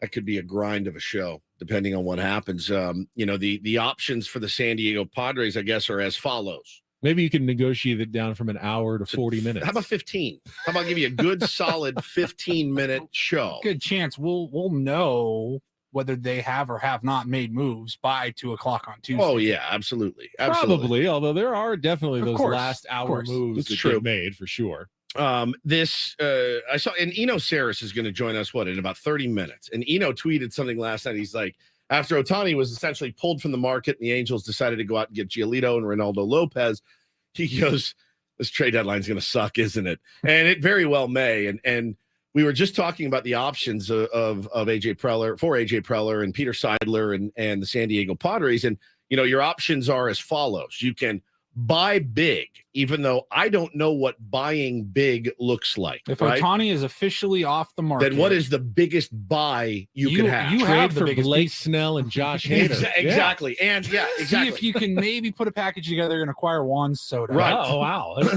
So buy big doesn't seem feasible, nor are there really any massive. Yeah, wise is another word. Verlander, the biggest non-Padre, maybe that could be on the move. And who knows? Who knows if they're going to do that? And who wants him? I don't want Justin Verlander. You don't need $40 million a year. He's going to pitch every 6th day. And great, we'll lose 2-1 4 days out of 5 instead of 3 days out of 5. Exactly. So the biggest, if you want to buy big, I don't know what that looks like.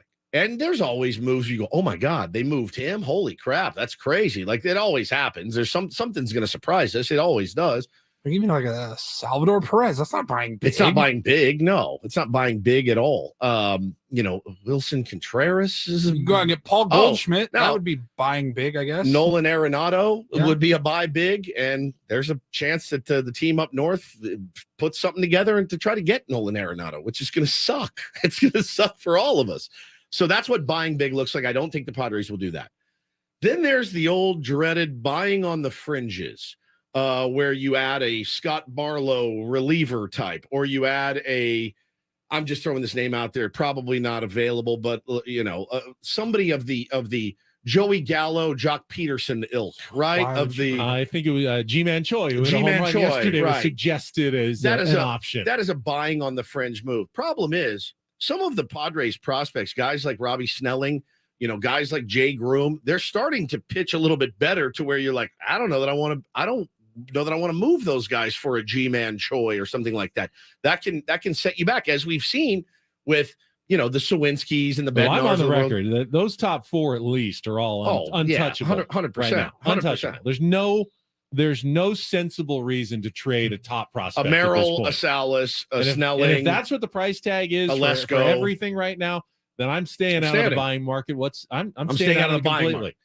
Yeah. So I mean, if you want to talk low level, you wouldn't trade Merrill and Snelling and Cronenworth for Paul Goldschmidt.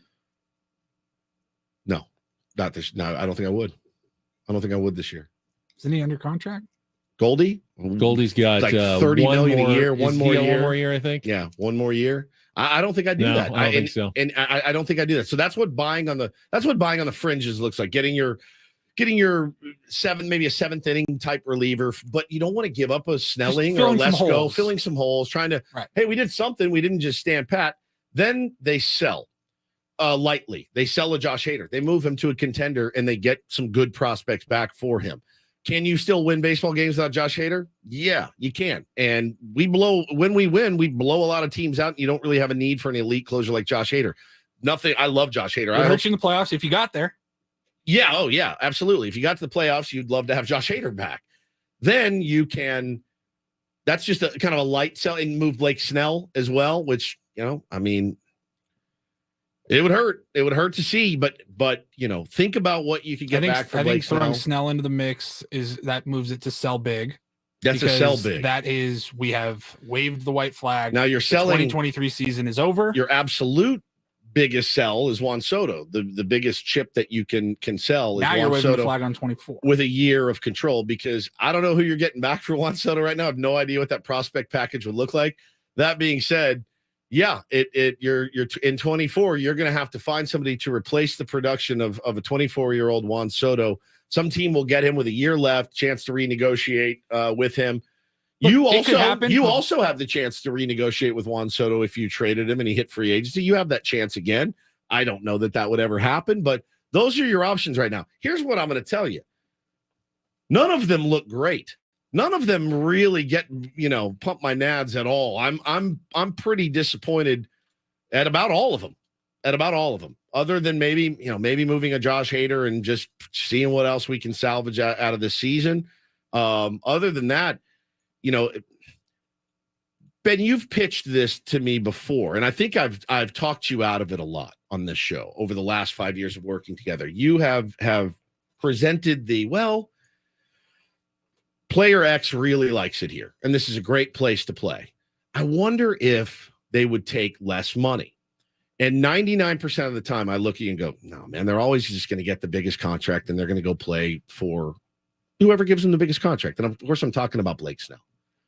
Talking to a guy this morning on Instagram, I said, man, I've got some Ben Higgins in me. He's like the one guy that I look at and go, he has said it like a mantra. He wants to be here. He loves pitching here. He's finally comfortable. He's the league leader in ERA. He told us when he moved from Tampa how bummed he was to leave Tampa. He knows the city. I know he loves Seattle. I know that. I know that's where he runs to as soon as he gets a chance, and I don't blame him. That's his home. Does he want to go pitch for the Mariners and start over again? Does he want to pitch for the Orioles in a playoff run? Would he say, Scott, Mr. Boris, just get me a Joe Musgrove deal and I'll sign right now? First of all, I don't think you hire Scott Boras if you're that kind of person. If you're that kind of player. If you're that kind of person, you get a different agent. And you work, I care about money, but I care about some other things as well. And if you as an agent, I don't necessarily agree with that. Can accept that. He's had Boras his whole career. Right. And that's because I think he's going to want to get the biggest deal possible. I think he's never been a free agent. True. So then this is why you hire Scott Boras for this year. I think and he's pitching his ass off in a contract year. We've talked about it before. Scott Boras is maybe the best in the world at his job, like at what he does. He is the best. So I think no matter what you want, he'll get you what you want. No, he's the best at getting the most money for his clients. Is that his job? Certainly partially. But is he at the best at making his clients satisfied and in the best situation that they could possibly be in? I would say not necessarily. That, there's Scott Boras clients who make tons of money, but they go to a team, and are they always super happy? Is that team always really successful with their Scott Boras clients?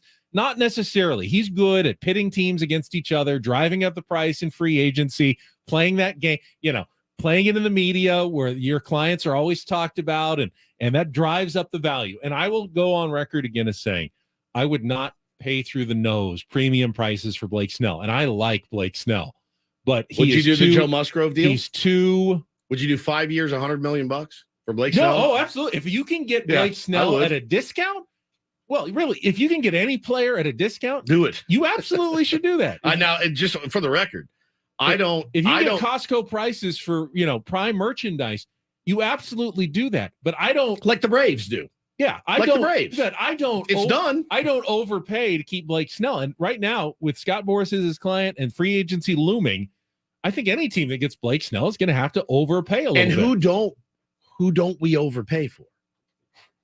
Who don't we overpay for? Who haven't we overpaid for? Hassan Kim looks like a friggin' steal right now.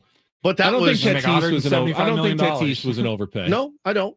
I don't know about Machado. Maybe they, rushed into the extension last year. Emotions might have been involved in that one. Bogarts looks like an overpay. Cronenworth obviously looks like an overpay, even if his numbers aren't insane like other people's. Myers looks like an overpay. Eric Hosmer looks like an overpay. There's been overpays, and I don't. How much is Darvish what making you're getting with Blake in his Snell. 41-year-old season? Tell me how you're going to feel when the Padres sign Blake Snell to a Scott Boras-like contract. 6 years, $195 million. And he comes out next year, and guess what? First 7 starts, 4 innings, 5 walks, 4 runs. Has trouble getting into the season a little bit, and still, doesn't go past 5 or 6 much. And yeah, he's dominant sometimes, and he's on a pretty solid run. He is right now, and it's been a long run. And if you put the second half of last season up against the first half of this season, it's pretty damn good. He's pitcher, had a man. good season. You cannot say, well, he got off to like the total from opening day to now. He's had a good season. Really good season. If you talk about replacing production, and that's what you essentially have to do. And you love that scene in Moneyball. How do we got to replace 40 home runs, 150 RBI? And Billy Bean's in there going, no. You don't have to. You need to get 3 players that combine. So you're going to get 2 pitchers to equal the production of Blake Snell. You got to get 4 players to equal the production of a Juan Soto. That's when I talk about the fear setting in. The fear is very real. And you can't count your chickens. You don't know what 24 will bring. You don't. And there's all hope springs eternal in baseball. I get it. But holy crap, they have painted themselves into a pretty massive corner. I don't see a way out. You are also operating under the assumption that the Padres, if they got the same production this year, would have the same record. True. And that's not necessarily true. Not necessarily the Baltimore case. Orioles are getting the same production as the Padres. They're just getting it at better times, and they're having a phenomenal season. They're 20-plus games over 500. Their production, which ends up showing in the runs scored versus runs, and I know people hate hearing the run differential, but that's what you're buying. When you buy players and pitchers, you're buying run prevention and run production. Yep.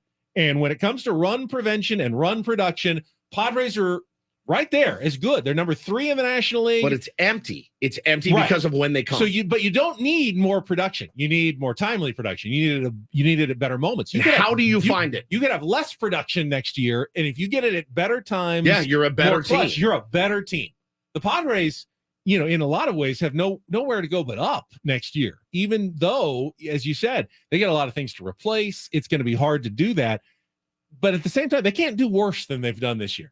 You can't do worse than the worst record in 1-run games. You can't do worse than 0-9 in extra inning games. You can't possibly do worse than that next year. You can almost assume that the Padres will be better and probably much better next year in those categories because, the year before they were fantastic. They had best record in 1-run games. They were terrific in extra inning games. And they didn't really change the roster that much. And I will say they added Xander Bogaerts and Fernando Tatis Jr. And if you want to say that getting Tatis back ruined this team and they can't win close games anymore because of Fernando Tatis Jr., then I don't know what to tell you. Yeah, I don't think you're being rational. Why they're doing it. Yeah, I don't think that's a rational take at all. I think when it comes back to whether or not to trade Soto, for me, that is you are picking up the goalposts and you are once again moving it down the road. 26, 25, and yes, 26. Depth and you are wasting another year of Manny Machado's prime. Yep. Xander Bogaerts is a year, 2, maybe 3 years older. Fernando Tatis is still going to be an MVP candidate. That's what I tell you when the fear sets in. That's the fear. Yeah. That here we go again, 25, 26. We're going to be really excited about that. And I'm sure that's the fear for the front office too. And I'm sure that's the fear for people that need to sell tickets and merchandise and everything else. Hey, this is the corner. How do you get yourself out of this corner that you've painted yourself into? And I to have chips, will they look back at Artie Moreno and Perry Minasian in a year and go, what in the name of God were you guys thinking? Probably. By going, yeah. Will they look at AJ Preller in a year and go, in 2 years, when Soto hits the market, and go, what the hell were you guys thinking? That's my fear of saying you had, it almost feels like, somebody termed it malpractice to have guys hitting free agency in the end of the year, to have them and to have teams in desperate need with really good prospects to not sell them. But man, how many times as a GM do you get this opportunity to do it again, and to rebuild, to retool is the buzzword that people like to throw around. We're in a constant state of retooling, constant. And that's the fear. 833-288-0973 if you want to join us. Alex is in the chat. Are you guys trying to convince us the Padres should trade Snell and Hader, or are you trying to convince us that they should not trade Snell and Hader? Alex, We it's a don't great know. question. We don't know. I'm going to answer. I'll answer it. Yes. All right, we'll come back. I still have this chart that I'm staring at. That the Padres are far and away ahead of every other team in baseball. Yes. It's not as good as you think. Oh, good. Okay. Get to that coming up next with Ben and Woods after a check of traffic here on 97.3 The Fan.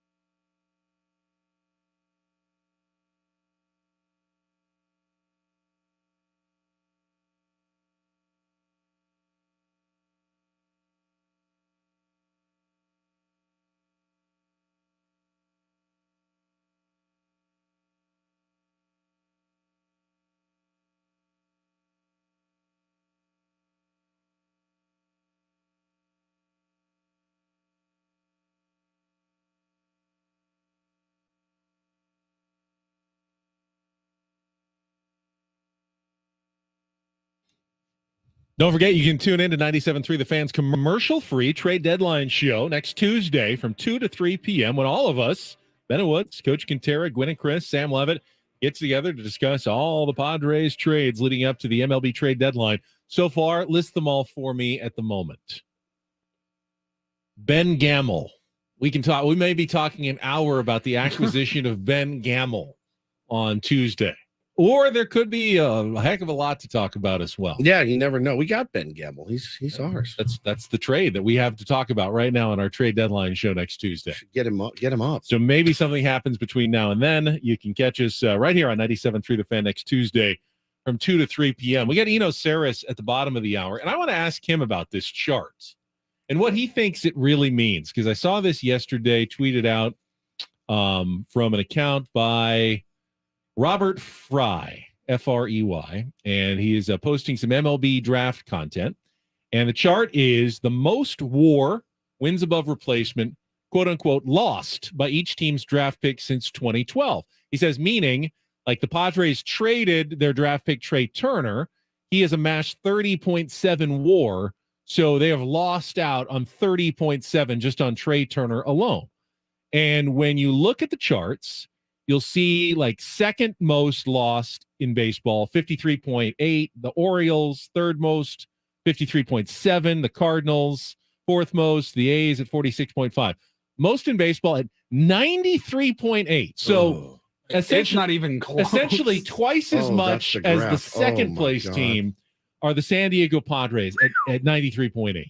So they have traded away nearly 100 WAR worth of their own draft picks in the last decade. That even extends beyond the A.J. Preller's years. But what does that mean? Well, first of all, it means that they've traded away some players who ended up being really good, including Trey Turner, who accounts for about a third of that just on his own of guys they have sent out. But, Bednar, even if you took off Trey Turner, you're still significantly ahead. Than Yeah. the place team. So they've traded away a lot of it. That's undoubtedly true. Does it also mean that the Padres have drafted a ton of WAR in that time as well, that they have done a great job in identifying players who will eventually be really good major leaguers? Just not here. They just haven't done it here. Yeah.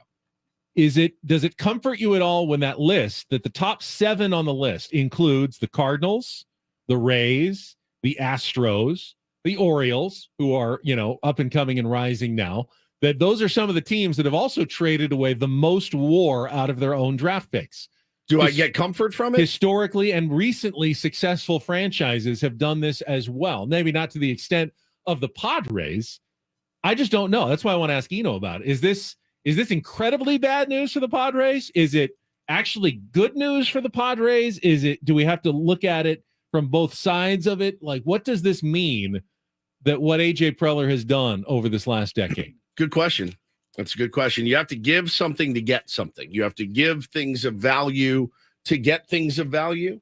Does it go the other way? It doesn't tell you what they've amassed from those trades. Right. No, I mean, obviously they've gotten, a good chunk of WAR from Juan Soto over the last year. Blake Snell, they've gotten Joe Musgrove, they've gotten Yu Darvish. All those players, they have used WAR on players that they traded away. Now, Mackenzie Gore probably only has a 1 or 2 at this point in his career. Same with C.J. Abrams. Yeah, some of these guys will continue to amass it for years and years and years to come. But the Padres have gotten a lot back in those trades as well, and that has to be accounted for as well. It's an interesting chart, though. And anytime you see any chart in which you've got every team kind of a steady little bit, increase by 0.6, 0.4, 0.5, and then you jump 40 points up to the San Diego Padres. That's unusual. Hey, that's listen, weird. It's hard, though, because he's gone for it more than really any GM has. He has. He's done the splashy moves, and I think we were all in favor of most of them. Some of them were head scratchers, certainly. Bringing in an Adam Frazier when he doesn't really have a position is kind of a weird one. Granted, at the time, the justification was he's the league leading hitter. He's at the highest batting average in the American League at the time. Or the National League? National League at the time. So yeah, you can certainly justify that. But take and Jesse and Tony were talking about this yesterday. Take the Joe Musgrove trade. David Bednar has provided a good chunk of WAR for the Pirates. I think it was Bednar and Lucchesi went to the Mets. and maybe one other who was Tucapito or it? something, yeah. who's given some war, obviously, to the Pirates. But you got Joe Musgrove. Would anyone undo that? No. Even knowing Bednar has been a really good closer, all-star closer, No. would anyone undo that trade? Nope. I don't think so. Nope. I think that was a good trade, even though you gave up a solid chunk of Major League WAR. That's one that you would do in a heartbeat. The Yu Darvish trade, I don't think any of those guys are even sniffing close to the major leagues. That's only added WAR that they've gotten from Yu Darvish. And did anyone undo that trade with the Cubs? I don't think so. No. I mean, there's been a lot of good trades. There's been a lot of bad trades. You know, hey, you make a lot of trades. You're going to hit on some. You're going to miss on some. I'm not sure whether he's missed on too many, and that is ultimately the downfall of AJ Preller. Is it the contracts that he's handed out? Is that what's caught up to AJ Preller? Is it the lack of depth? Did you trade away a little too much, and then you were left with too empty of a farm system to cover the gaps this year? Was that the downfall? And I'm really talking about this year specifically, because AJ Preller's had some good years the last couple of years, and he's had some bad years. Is that enough to maintain your status as a Major League Baseball general manager? I don't know. Not up to us. Definitely not up to us to make that decision. And what does it look like? What does it look like if a new regime comes in? And how long does that delay? Does it have to delay? A sustained playoff run, because that's what Peter Seidler had said that he wanted. He wanted this team to be great beyond this year, and he's been very comfortable opening the checkbook. Now, what does that look like? Does that look like, now you got to imagine with all the extensions and stuff they handed out, there was something in Blake Snell that made them not want to do that, right? I mean, they could have absolutely, or maybe it's Scott Boras just saying we're not interested. listening. We're going to free agency, and he may do that with Juan Soto as well. It's exactly right, and that's what you run the risk of with a Boras Corp client. So,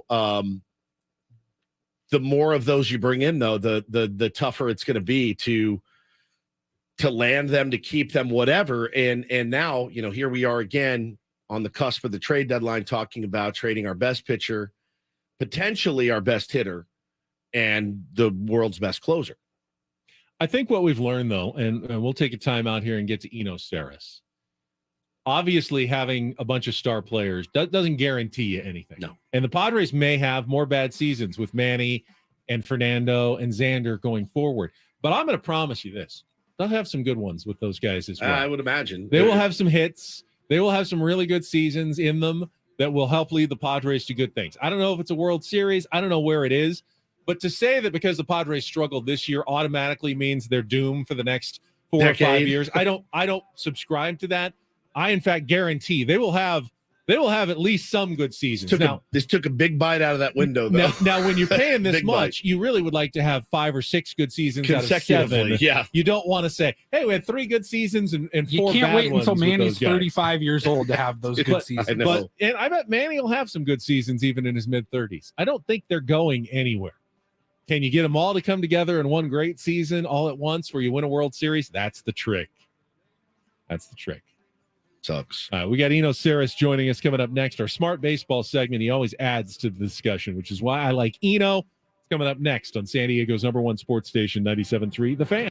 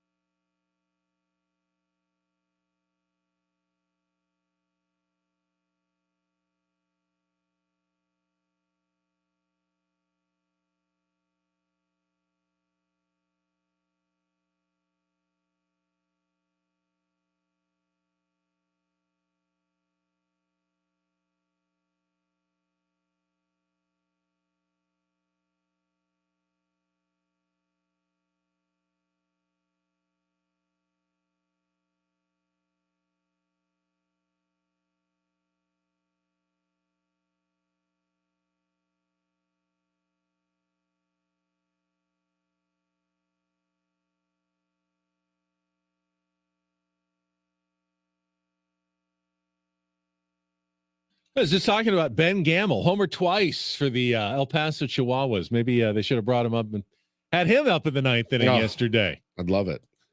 Padres just can't seem to, whatever decision they make, just assume that it'll seem right at the time, but it'll end up being wrong this season. That's how it's felt. Yeah, it really has. My head hurts. We'll talk some smart baseball. Saris is standing by. He will join us right after this check of traffic on 97.3 The Fan. From the premier Buick GMC of Carlsbad Traffic Center, part of the Premier Auto Family, here's Kelly Danick. For the most part, folks are doing a pretty good job of staying out of trouble on our roads. Still seeing the usual slowing in the usual spots, but at least no incidents, no accidents to get in your way. You have a lot of Caltrans projects going on around the county, though, guys, so please keep those essential workers safe out there. Be extra careful as you drive by them. In fact, move over a lane if it's safe to do so. I'm Kelly Danick with Ben and Wood, San Diego's #1 sports station, 97.3 The Fan.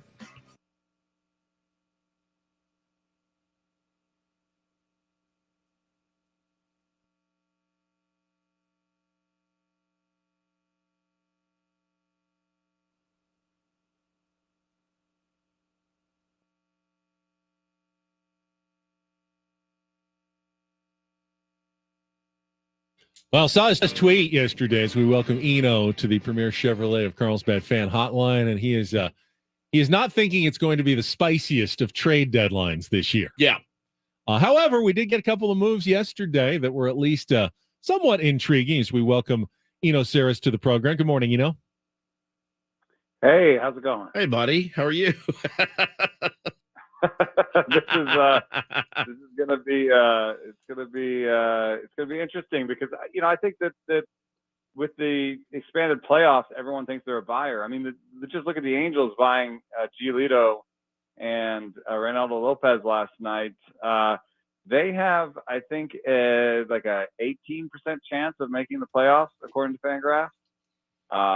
So they're buying. They use their two best prospects, and one of them is a catcher in Double-A. So I was a little surprised by that, actually. Yeah, I was too. You know what this Padres season feels like to me, if you're a movie guy. Like big group of guys gets together and they plot some caper or some heist, and then it all goes bad and a bunch of them get shot, and there's one guy at the end. I'm thinking about like Bodie in Point Break standing on the beach with that blanket around his shoulders just going, yeah, man, it went bad. It went real bad. That's how it feels to me this season. Nothing, has gone right. It puts us in a really, in my opinion, a perilous spot for the trade deadline. San Diego, if people want to buy big, this is the place that they should come. I mean, you got two really, really good pieces that are going to be free agents in Snell and Hader, and you got Soto with 1 year of control. I still don't know how I feel about moving 1, 2, all of them. Yeah, I had thought that because the Padres seem stuck in win now mode, that most likely they just hold their pieces and maybe buy small. But now with this trade, I feel like it could be a seller's market, and they are not too dissimilar from the Angels in terms of chance of making the playoffs. In fact, they have a 30% chance of making the playoffs. So I kind of still believe they're going to hold their pieces, but with something like getting a Double-A catcher that could step in next year and who has good strikeout and walk rates and people say is a good catcher, well, that could be something that would be interesting to Preller, I think, given how hard he's been working the catcher position right now. So, well, Campusano's been okay. He's been good. I mean, he's actually, I think him going down probably hurt this team a lot more than we all realize it right now. He looks to be a pretty solid hitter. The defense, I don't know much. I don't know. Just the eye test is like, all right, yeah, he doesn't look any different than anybody else out there. And anybody with a pulse was an upgrade over Austin Nola. So, I mean, he's helped there. Like, I don't know, man. I look at it and go, I feel I can kind of see in the distance, the goalposts moving again. And as a Padre fan and one that's covered the team with Ben for a while now, it's like, do we have it in us to sustain the goalpost move it again? I guess we don't really have a choice, but that's just kind of how it feels. No, but I get it. The thing is, and this is what I think is difficult in New York, and apparently the White Sox say they want to be competitive next year, is, when you trade a guy with multiple years of control, like, when the Padres got Soto, that's when you get real prospects. So trading away guys that are rentals, it just doesn't get, like, remember the Manny Machado deal to the Dodgers? Who was in that deal? I don't even remember.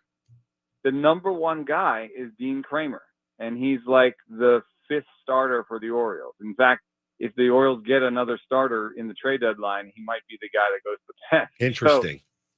So, and then there was another guy, Zach Pop, who I think they ended up trading, who got traded again and is now in the Blue Jays bullpen. But basically, they got a reliever and a back-end starter for a rental of Manny Machado. That scares me. Yet That scares me more. Yet Lucas Giolito landed what looked like a couple of pretty decent prospects for the White Sox. But I think what Eno's saying is you don't know, right? You don't know. I mean, Dean Kramer. You don't know, and also, neither one of those prospects was like a top 50 prospect. Interesting. And top 100 prospects have a 50-50 bust rate. And so if you're not even getting a top 100 prospect, that's why GMs get 5 guys, because they're like, maybe one of these guys will turn out. So if you trade Snell and Hader and you still have according to the numbers, a 1 in 4 type chance of making the postseason, you kind of turf that chance of making the postseason. And in return, you get 4 guys, and one of them might turn into a 5th starter for you. Now, a 5th starter for them is going to be important next year because they lose some guys out of the rotation. At the same time, is that a great return on giving up on a 1 in 4 chance of making the playoffs? I don't know. I kind of think that most teams that have at least a 20+% chance of making the playoffs are going to hold their cards and or even buy, like the Angels. That's the symbol that I get from the Angels trade last night. This would be so simple if the Padres had just gone out and won the games the last week and a half that they really should have and could have won, and it'd be an easy equation. There'd be 3 games out in the wild card, and we'd be looking for which pieces they can buy, but they didn't. So here we are as we chat with Eno Saris from The Athletic. And, I wanted to ask you, since we're talking about value, minor league, traded away, chart was posted on Twitter yesterday that showed since 2012, the most WAR lost out by trading away draft picks. And the Padres, I don't know if you saw this, the Padres... Not draft picks. Yeah, the team's draft picks that they've traded away. The draft picks. You had to draft them, I believe. Yeah. And then they were prospects that you traded away. Padres have traded away 93.8 WAR. Next up, 53.8 is the Orioles. It's a ridiculous jump from 1 to 2 in baseball. But what does that mean? Because some of the top teams on there, the Orioles, the Cardinals, the Astros, the Rays, we consider to be some of the better organizations right now. I mean, is that a sign that AJ has given up on guys too early? Is it a sign that he's great at drafting? But some of those guys were Josh Burns guys that he a couple of them early for sure. Yeah, but they've traded. AJ's traded away some Major League WAR too, but he's also gotten a lot back. I just don't know how to read into this chart, and I wondered what you thought of it, Eno. Yeah, what does it mean, Eno? Well, the positive is that the Padres have identified minor league talent that is useful in the major leagues, right? Yeah, that's one part of the positive, and this is something that the Cardinals have done. Is they're good at scouting, and they turn those guys into major leaguers, and then they package them for Paul Goldschmidt, or they package them for whatever. They do a lot of trading in a similar fashion, and so it's not all bad. I think the part where it gets bad is that I think the best teams identify which ones to keep and which ones to trade, and do maybe a little bit better blend of having homegrown talent with having more expensive free agent talent. I mean, this roster went from an inexpensive roster to one of the most expensive rosters in lightning quick time. And now we can see that, at some point the Padres are going to have to pay the Reaper in terms of these long-term 10-year contracts that are huge all on the same team. And so like, how about this? Instead of Xander Bogaerts, what if they had CJ Abrams at short? Now, I thought CJ Abrams was totally the guy to trade away, though. And Yeah. now he looks like a legit starting shortstop in the big league. And now the Nationals have him for 6 years. But if they'd done just a slightly better job of being like, we're going to keep these guys instead of these guys, then they would have more depth in the rotation when someone gets hurt. They would have a better guy to call up than Ben Gamble. When they needed somebody in the outfield. So I think it's good and bad. It's good that they're great at identifying talent. It's bad that maybe they've traded so much of it away. Well, and talking to Sarah's here on Ben and Woods this morning. Listen, I as been here 14 years, watched damn near every game, and I haven't seen a lot of guys, take out some of the relievers that have come in and done a nice job. The Fines guys like Tom Cosgrove and the like, and there's been a few of those over the years, certainly. I can't remember the last time, other than Fernando Tatis Jr., though, a position player came up and you looked at it and said, from the system, drafted, developed, and up into the big leagues. And there have been guys that have gotten chances here. We all know that. We've all seen these guys come and go. But honestly, not really one of them has truly blown my hair back other than Fernando Tatis Jr. And I know that's a big one. But other than that, man, I've looked at it and said, I guess I don't have a problem with you losing some of these guys. They've been given a chance, and they just seemed kind of middling here. It's very odd. I mean, no matter what C.J. Abrams does in his career, it got you Juan Soto. Right, he got you Juan Soto, right. Right. Yeah, how can you complain about that? And C.J. Abrams went in the deal with Robert Hassel too, right? And it looks like maybe Robert Hassel's not going to be what everyone thought he was going to be. So you win some, you lose some, I guess. But James Wood might be, and he also went in that deal, so who knows? Yeah. James Wood looks like a top 10 prospect right now. So there's it's a really tough sledding. I wonder which trades you would want back that specifically that I think probably one thing I look at is the Clevenger deal, but I don't even know who went the other way in the Clevenger deal off the top of my head. Was that Quantrill, Hedges? Yeah, you want that one back for sure. The Mariners deal is the one you really want back, where you got Nola, and you gave up Brash, Taylor Trammell, you gave up Munoz, Andres Munoz. Yeah, you could definitely use that sort of depth for what turned out to be a disaster with Austin Nola, unfortunately. Tough. Yeah, I mean, if you had Munoz and Brash in this bullpen, you could easily trade away Hader and still go for it. Yeah, no doubt. Yeah, the whole season's been coulda, woulda, shoulda. Runners in scoring position, bullpen, lack of depth. They would have had like the best bullpen in baseball this year. Don't need to be reminded. To go with the best starting rotation. Go with the best defense. Yeah. It's been interesting, man. It has been an interesting. Who else? Who's on the move? I know, with Ohtani getting pulled off the market, it does kind of quell the fires of the trade deadline thoughts and everything else. Do you foresee, I've heard a lot of rumors about Arenado potentially to the Dodgers and what they would, that's not a rental by any stretch. So they would have to give up. I would imagine they're going to have to give up a ton to get a Nolan Arenado. Do you think you see them making a move like that? I mean, yes, I see the Dodgers being into it, but again, what you're seeing in some places is, let's say you're the Cardinals and you built this team to this point where you went and got Paul Goldschmidt, you went and got Nolan Arenado, and you put together one of the best offenses you've ever had in St. Louis, and you won the division and you didn't get anywhere further. Don't you feel like we need to be competitive next year? So in New York, you spent all this money. You got Verlander and Scherzer, and you're supposed to be a good team. Don't you think next year you want to be competitive? Even in the White Sox, by what I've heard back channel, they're telling people Dylan Cease is not on the market. We want to be competitive next year. And so you've got all these teams that are saying they want to be competitive next year. I kind of think that we'll see some rentals go, change hands. And I think that that's why I said I think it might be a dud of a deadline.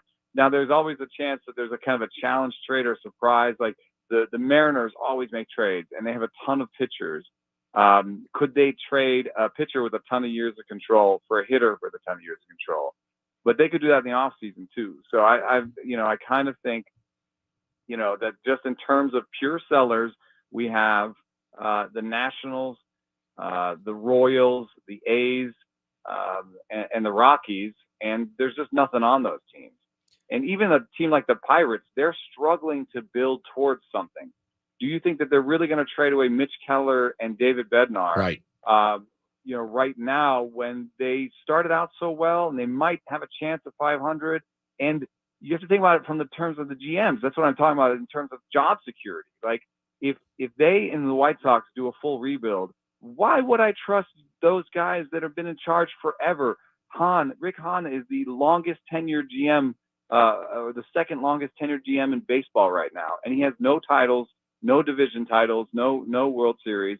Why would I say, okay, yeah, I'll give you another 5 years? Yeah. And you got it. There's a little bit of a fire under their butts in Pittsburgh too. Like, you've been in the rebuild for 3-4 years, and now you want to trade away Bednar and Kelly and continue that rebuild for another 4 or 5 years. Like, when are we going to be good? So I don't even know if the Pirates trade away Mitch Keller and David Bednar. So, Man, this could be boring. By the way, AJ Preller, you can have Heimer Candelario if you want. What, 9 years and no division titles, no World Series appearances. He did get to the NLCS last year. He's getting up there in terms of general manager tenure as well, without a lot to show for it. We're out of time. I was going to ask you about Juan Soto pinch hitting in the ninth inning yesterday. I don't even know if you saw the game. We had a lot of people talking about whether he was used in the right situation, but we're out of time. So, no, but your other point of Preller, I think, is well taken. I mean, that's why I don't think he's going to trade Soto, and I don't even know if he's going to trade Hader and Snell, because he's building towards this moment. This year, next year, this is what it was all about. I agree. All right. Well, there's good thoughts from Eno Saris as always. Eno, have a good week. All right. Thanks for having me. Thanks, buddy. There he is on our Premier Chevrolet of Carlsbad fan hotline. Save money the right way with Premier Chevrolet of Carlsbad. Visit them today in the Carlsbad Auto Mall. Chevrolet, find new roads. That was Eno Saris, sponsored by 7 Mile Casino, featuring. Oh, well, we got the two at the same time. That was my fault, not Paul's fault. I want everyone to not blame Paul for that little audio. Thank you, hiccup. 7 Mile. But thank you, Eno 7 Saris. Mile, for Eno Saris. We love you. 7 Mile. Yeah. We don't have to prove that over and over again. All right, we'll come back. Ryan will report Women's World Cup last night and a Pac-12 school on the move. Did you see this? It's coming up next on Ben and Woods.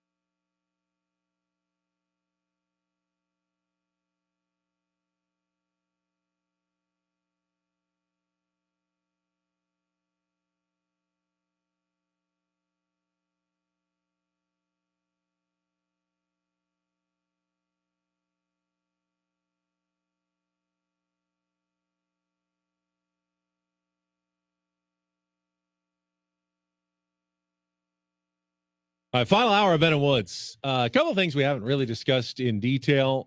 Bob Melvin mentioned it in our soundbite a long time ago. Juan Soto getting an MRI either today or tomorrow on that finger that apparently has been bothering. It's like a couple of years. Apparently it's been bothering him, but really since January, felt it acting up again. They went for an MRI, and Juan says the doctors say it's nothing wrong with it. Hey, like you, Woods, just stupid hands. You just have to just ride it out. Just like you. I am just like Juan. You're just like Juan Soto. Thank you. But elite plate discipline. Of course, when you go now 6 months and it doesn't get any better, you will. Well, maybe we missed something, so they're going to look at the MRI again and see if there is something of more concern in there with Juan Soto's finger. He's put up numbers. He's played through it. Obviously, he can. He shouldn't have to. If there's a way to fix it, if there's a way to get it better, you'd like to think that they'd be able to do something. But he is going to get that MRI, and that's why he was given the day off yesterday. They wanted to get him that full, almost 3 days off between a night game and then not until Friday night game again against the Rangers, where he could have gotten it off. Now, I don't know what kind of swings he took in the cage to warm up, because he wasn't planning on playing. So I'm sure he took it pretty easy yesterday. Yeah. And then finds out in the eighth inning, or says in the eighth inning, close. You need me. I'm going to get up for you.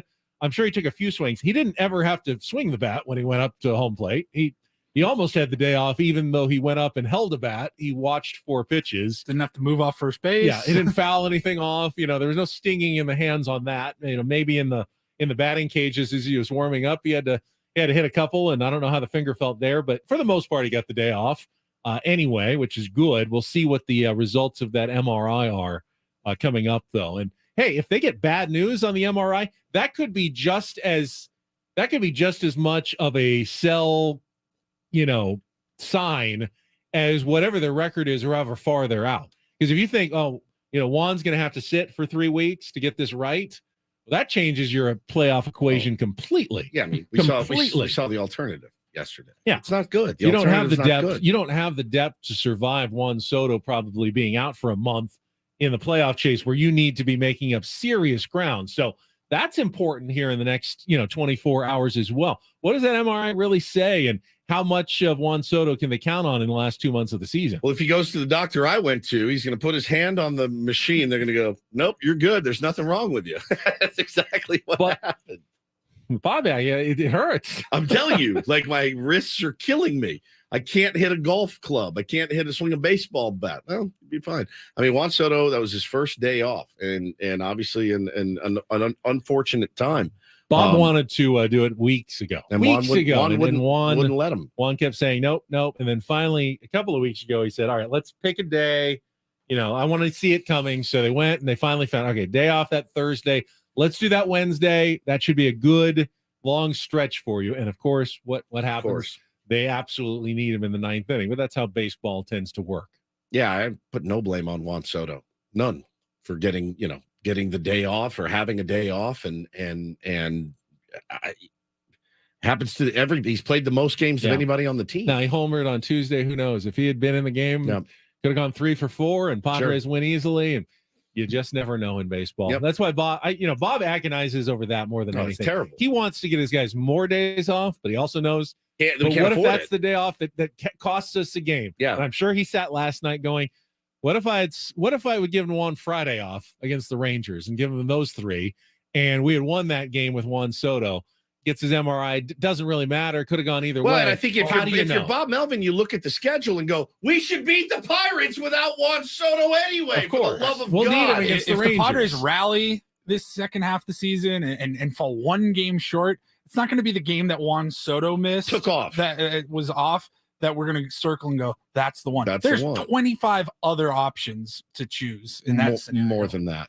More than that, Paulie. And yeah, man, I mean, it's guys are going to get days off. And again, if you're the manager, you go, oh, yeah, that's clearly the day I'm going to give him the day off, because you should beat the Pirates anyway. You should beat the Pirates anyway. And you can say you never assume anything in baseball, but you have to plan that way. You got to plan it. You have to plan that way. Wouldn't we rather have him in the lineup against the Texas Rangers than the Pittsburgh Pirates? Of course. Yes. If I'm given a choice, it's which one the do I want? logical decision. It was 100% the logical decision. Now, logic doesn't always Go. That's the story of the season. The Padres make the logical decision, and then in hindsight, it turned out, wish we had done something else. Yeah. Wish we had done something else. All right. Speaking of something else, here's Paul. And get things started here with our today's edition of the Reindl Report. Now tuned into the greatest. Welcome to the Reindl Report with Paul Reindl. Hi, Paul. All right. 2 stories from the world of sports that we haven't gotten to yet. We'll start off in Major League Baseball. And 1 story that you didn't know you needed. Are you laughing, biatch? It's the Reindl Report Hey, Paul, how you doing? Okay, how are you? on 97.3 The Fan. Are you ready to bless the mood? I need some help, please. That was good. Can I get a oh yeah? Oh yeah. All right. All right. Hello, Mike. Good to see you. Just a visitor in the studio. All right, gentlemen, we will start off, pay off the tees. College sports here. Colorado moving to the Big 12. All right. Leaving the Pac-12, the Pac-11, I guess now. And yeah, they are moving to the Big 12. I don't know. Is that the prime effect continuing? Maybe. Well, it's funny because 10 years ago, they were so excited to get out of the Big 12 and get to the Pac-12. Right. So the presidents and chancellors they voted unanimously yesterday to accept Colorado as a new member. This will happen after the 2023-2024 season and would coincide with the end of the Pac-12's television deal. So, first of all, noodle this around. This is potentially, well, it could be good news for San Diego State. Now the Pac-12 is more desperate. They're losing someone really else. They need someone. But it could also be disastrous for San Diego State. Hey, it's good that maybe they didn't get invited to the Pac-12 because the Pac-12 could fall apart now. This could be the first domino. Colorado leaves, and then, hey, well, if Colorado's leaving, maybe Washington and Oregon leave for the Big 10, and then Arizona and Arizona State and Utah leave for the Big 12, and there's no Pac-12 left for San Diego State to join. The thinking right now, and I saw it tweeted out this morning, it may be a combined Mountain West with add-on Oregon State and Washington State and a couple of the dregs of the Pac-12, and that could be the best that San Diego State has left over. And if that's the case, then everything they've worked for over the last 10 years blows up in their face. The stadium, everything. They'll be stuck in a lower tier league forever. And all of their plans, everything they've worked for, boom. No, I've been saying this for months. How San Diego State is it that I think we talked about this, like, remember last summer, was it sports radio? My God. They had the big news, the sports radio legend. I can't even remember. What is happening? I need more information to go on. Never mind. Hacksaw, sports radio legend. No, Jim no, no. I am completely blanking on the name. What is white hair? Dan. Dan Cilio, Levitar. No, never mind. Yeah. But they had the report. He had the report that San Diego State was moved to Pac-12. Since that point, Dan Patrick. Thank you. I'm completely blank. Exhausted. Yeah, Dan Cilio. Yeah. No. Yeah. He had the my report. sources say. San Diego State's moved to Pac-12, and we said it is so San Diego that the time that they finally get the chance to move to the Pac-12, the Pac-12 is at its worst, most low point. When are the Buffaloes joining the one more year? After this upcoming year. No exit fee or anything. They got tired of waiting for a new TV deal, and they say, we're getting a full offer from the Big 12. See you guys later. Prime and company, we're going back. Okay. Now, the Big 12 isn't what it was. They're losing Texas and Oklahoma. Yeah, that's true. They're not the same conference they were either, but they're looking better than the Pac-12 right now. That's for sure. When this baseball season's over in like 4 days, we can unpack what they should do in college football to make it better, because this does no good for anybody, really. I mean, you're joining a conference that's losing some of its best teams. San Diego State's trying to join a conference that's losing some of its best teams. Their conference currently is spiraling down the drain. It is just, there's got to be a solution for this that, it rivals the SEC. something like there has a solution. I worry that SDSU in 5 years is going to go, we shouldn't have built a stadium. We should have dropped the football program and just focused on basketball. No, I don't think so, because the stadium's serving such a it is more use. Soccer. Yeah. I mean, you get the MLS to town. It's fine. Soccer town now. But if San Diego State is stuck for another 15 years playing Wyoming and Oregon State and in a conference that has no national relevance at all, it's not going to feel great. No, I'll tell you that it's not going to feel great. Speaking of soccer, the Women's World Cup continuing on. The Dan Patrick bit was my favorite. I was bit. like, it was. It's happened to you. Like, it's all the time. So frustrating. You're like, I know it. The like name of I the tip of your tongue. It happens so much more as you get older too. Oh yeah, those names that you just cannot pull out of your brain. So good. Like, what the F? All right, United States and Netherlands last night in the Women's World Cup and finished in a 1-1 draw. United States was down 1-0 in the first half and was able to score, tie it up, and that's where we ended last night. So let's see. With the draw, neither team secured a spot in the knockout stage just yet. There is one more match remaining in group play. Yep. And Sunday, is that right? Or is it Tuesday? It'll be Monday night our time at 10 p.m. Tuesday in Australia, New Zealand. But Monday night our time. United States will play Portugal, and then the Netherlands will play Vietnam in the same day. Should come down to goal differential. It's a little dicey because Vietnam probably not as strong as Portugal, which means United States currently has a slight edge. Yeah, they're worried that Netherlands wins like 6-0 over Vietnam, and then the United States would be probably playing for second. Now they can still move forward in second place in the pool, but tougher road usually when you finish second, and that could be a little dicey for Team USA. Correct. Watch that game yesterday, by the way. It's like watching a Padres game. First 40 minutes, you look like they don't deserve to win. You've got the better talent, but you're being outplayed. What is going on here? Then the second half, it's like, this is the most dominant soccer team I've ever seen, but somehow they can't push across the second goal to win this game. Yeah. They tied it, but they miss all kinds of opportunities, and somehow you're left with a disappointing 1-1 tie. In control. And yeah, totally in control, but could not find a way to finish it and actually win the game. Yeah. So I watched 2 Padres games yesterday, essentially. Pretty much. Except one of them at least tied. I would have taken a tie yesterday with the Pirates. If they were allowed, yeah, I would have definitely signed up for a tie. Instead of extra innings, the Padres have 9 ties this year. Yeah, fine. See where it shakes out at the end of the year. All right, and finally, UFOs been in the news a lot recently. And yesterday at a congressional hearing, David Grush, retired major, he's been involved with a lot of this. He was testifying yesterday and said that the United States has recovered non-human biologics from these alleged crash sites. Here's the audio. If you believe we have crashed craft, stated earlier, do we have the bodies of the pilots who piloted this craft? As I've stated publicly already in my News Nation interview, biologics came with some of these recoveries. Yeah. Were they, I guess, human or non-human biologics? Non-human, and that was the assessment of people with direct knowledge on the program I talked to that are currently still on the program. All right, I'm terrified. Now, Send the media. non-human biologics could be bacteria, could be plant life This or guy's something. full of it. Charlatan. I don't believe it. I don't believe it at all. I believe it. How did they get here? From where?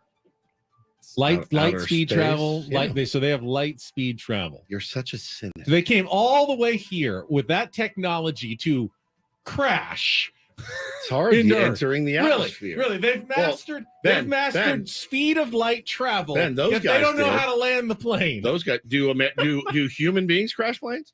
Yeah, but we don't go to other universes and Sure we do. galaxies. They probably Sure crashed we there do. too. Sure we do. We've traveled to other galaxies. Was this their first test flight and they made it to? That's the first place they came to is Earth. Do This has happened multiple times, according to this guy. Many crashes all over the place. Do you? You don't think one of them stuck the landing? That's what I'm saying. Said is hi. Those are the ones that didn't make it. Oh, so you think they're actually here? I think I'm looking at one right now as we live and breathe. I really, honestly think I'm looking at a literal it makes no alien. sense when you think about Wouldn't it. an alien say that, Paulie? He's really in. Am I a You're non-human a no- biologic? Yes, Is that what you're saying? That's something that a non-human Would biological life say. form To throw would us off say. your scent.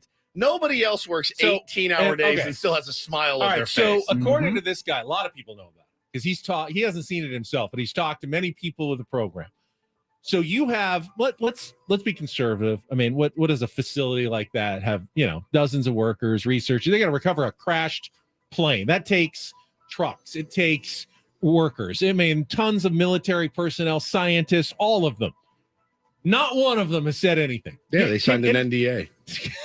I got an answer for everything you're going to throw my way. There are literally hundreds, maybe thousands of people out there who have absolute definitive knowledge of aliens, and they've all kept it secret for decades. No, they've talked about it. People have talked about it.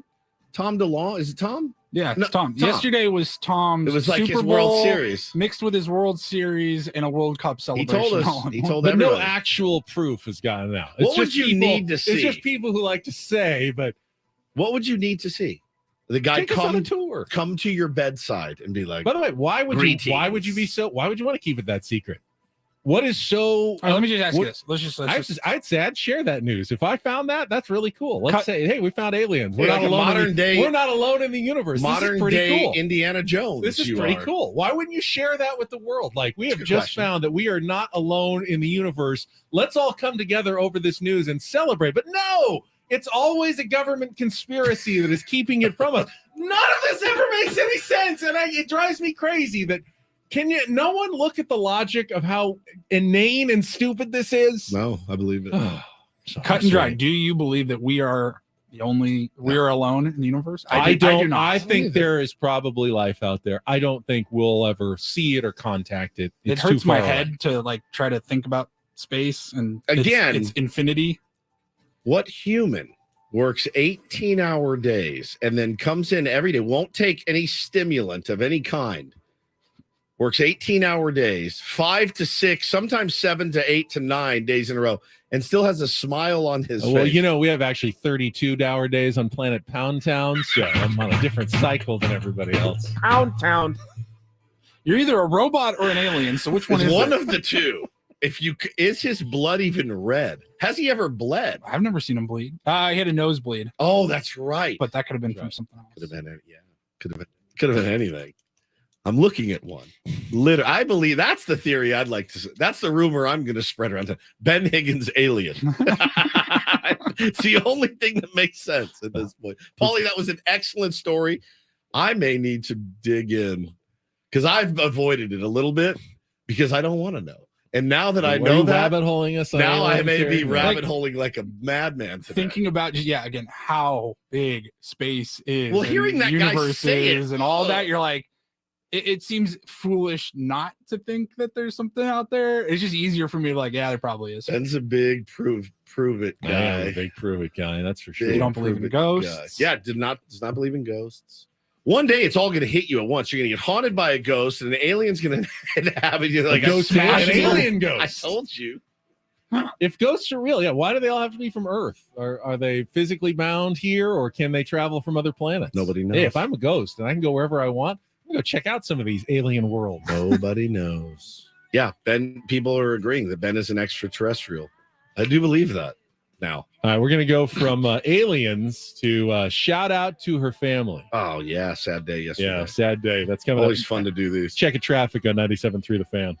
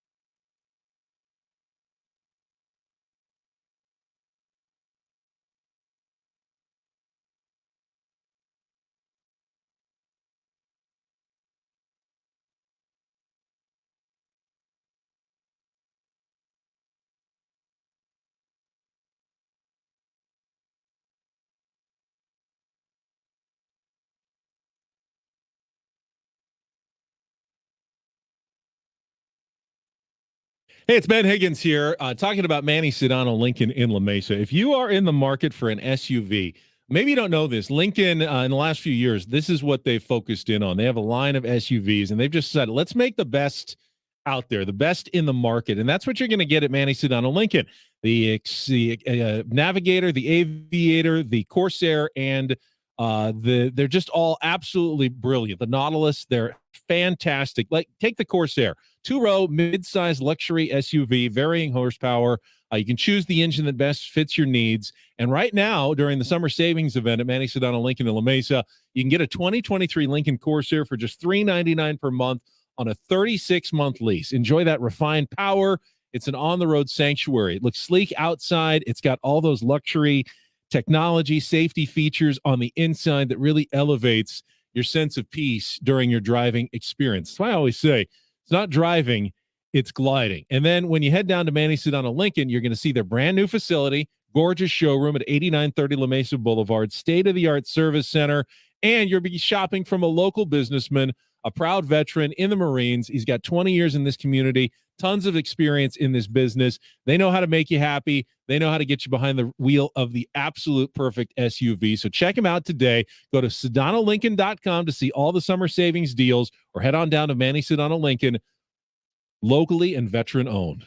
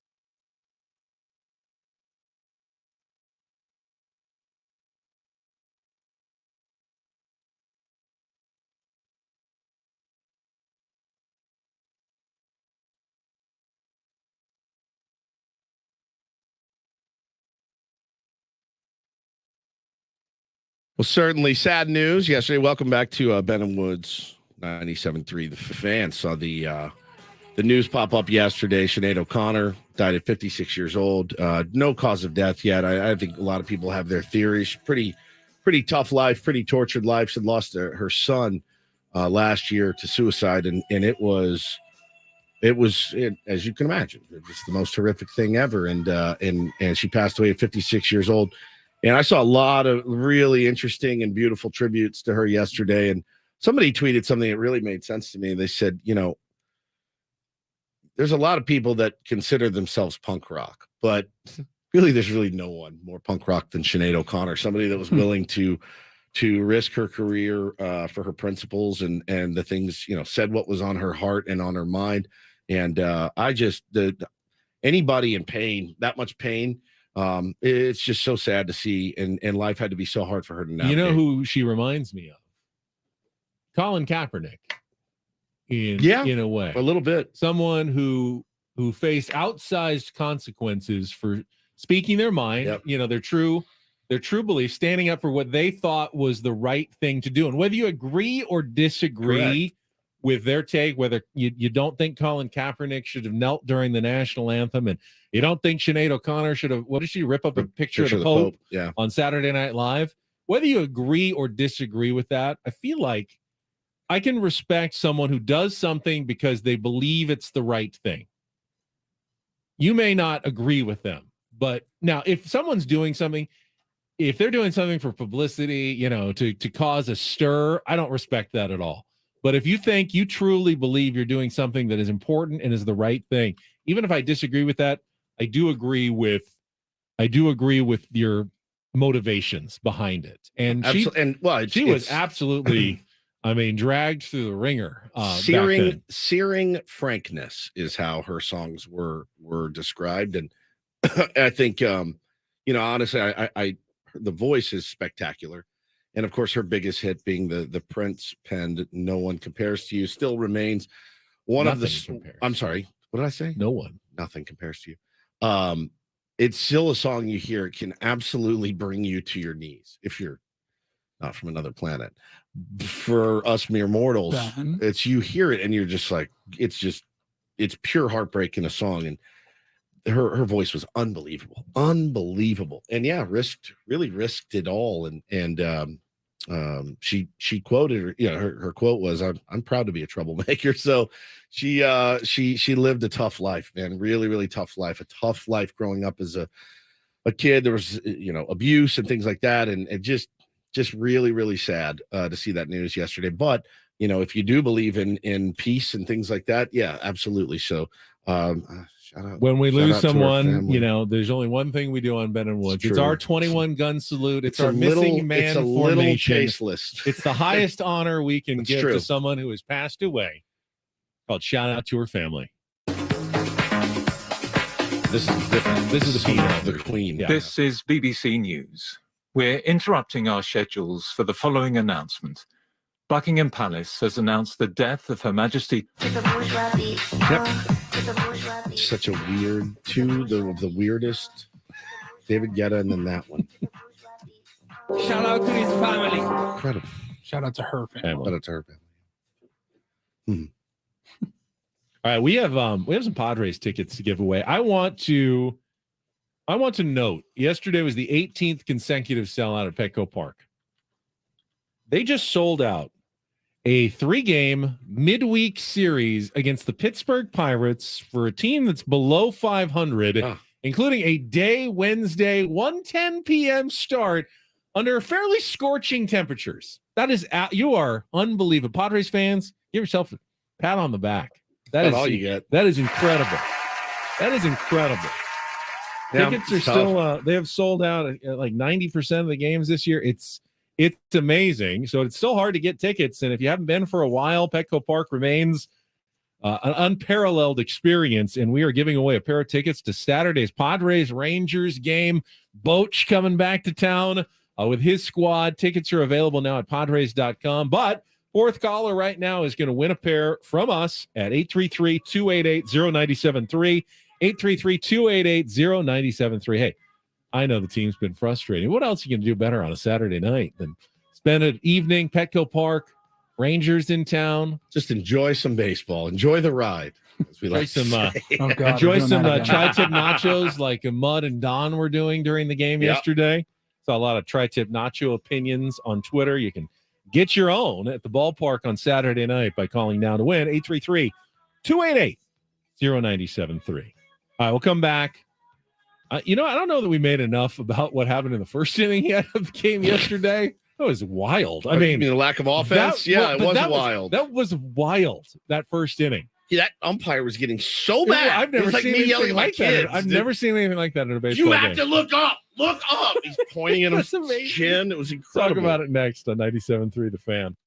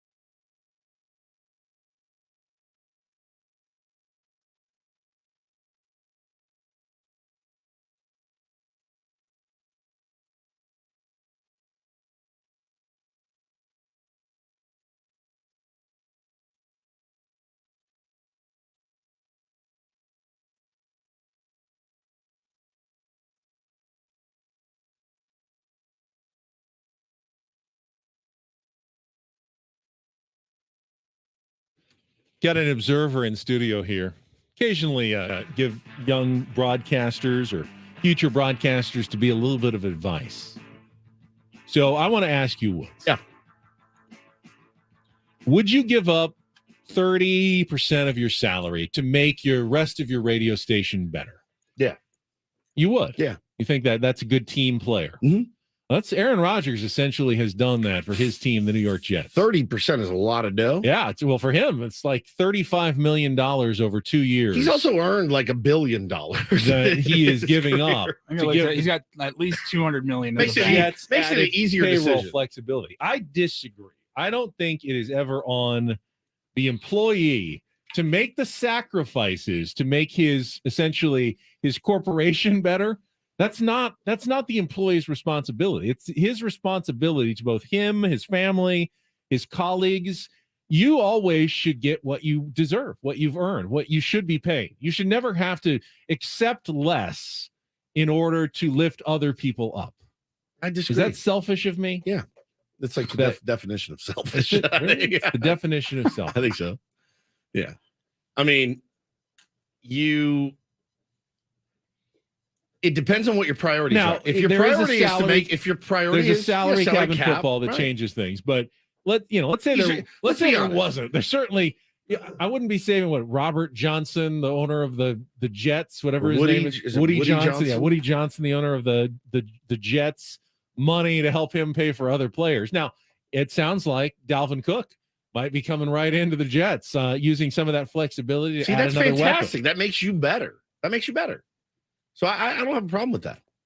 Makes him better, so he's going to put up big numbers. He can sign another huge contract coming up.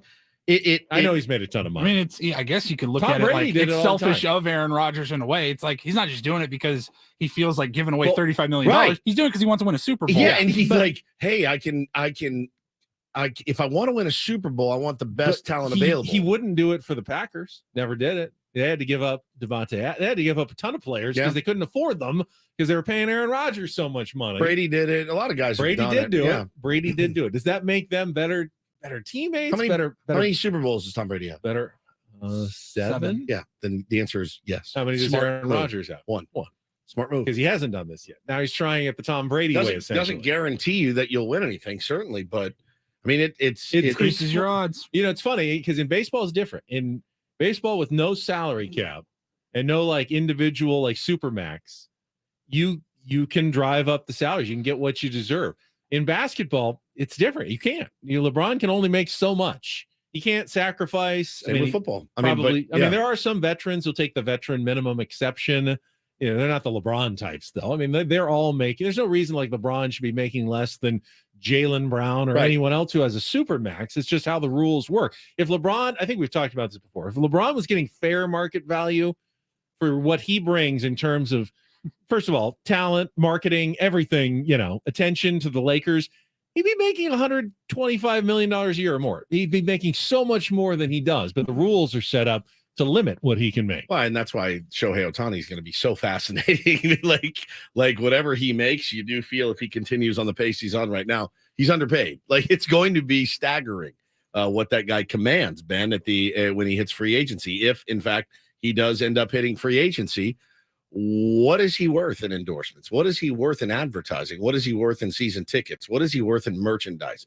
Whatever it is, it ain't enough. By the way, they do this in soccer too. You see guys make huge money. I think one of the huge reasons that the Angels aren't trading Shohei Ohtani is that they feel like if we trade him now, there's almost no chance we get him back. Even if we tried to sign him, I doubt once he's tasted somewhere else and at least feels comfortable. Like even if he doesn't sign with his new team, it makes you that much more comfortable to go through the free agency process and look around. Okay, now I have two organizations I can compare this against. Now I'll talk to the Dodgers and I'll talk to the Mets and I'll see around.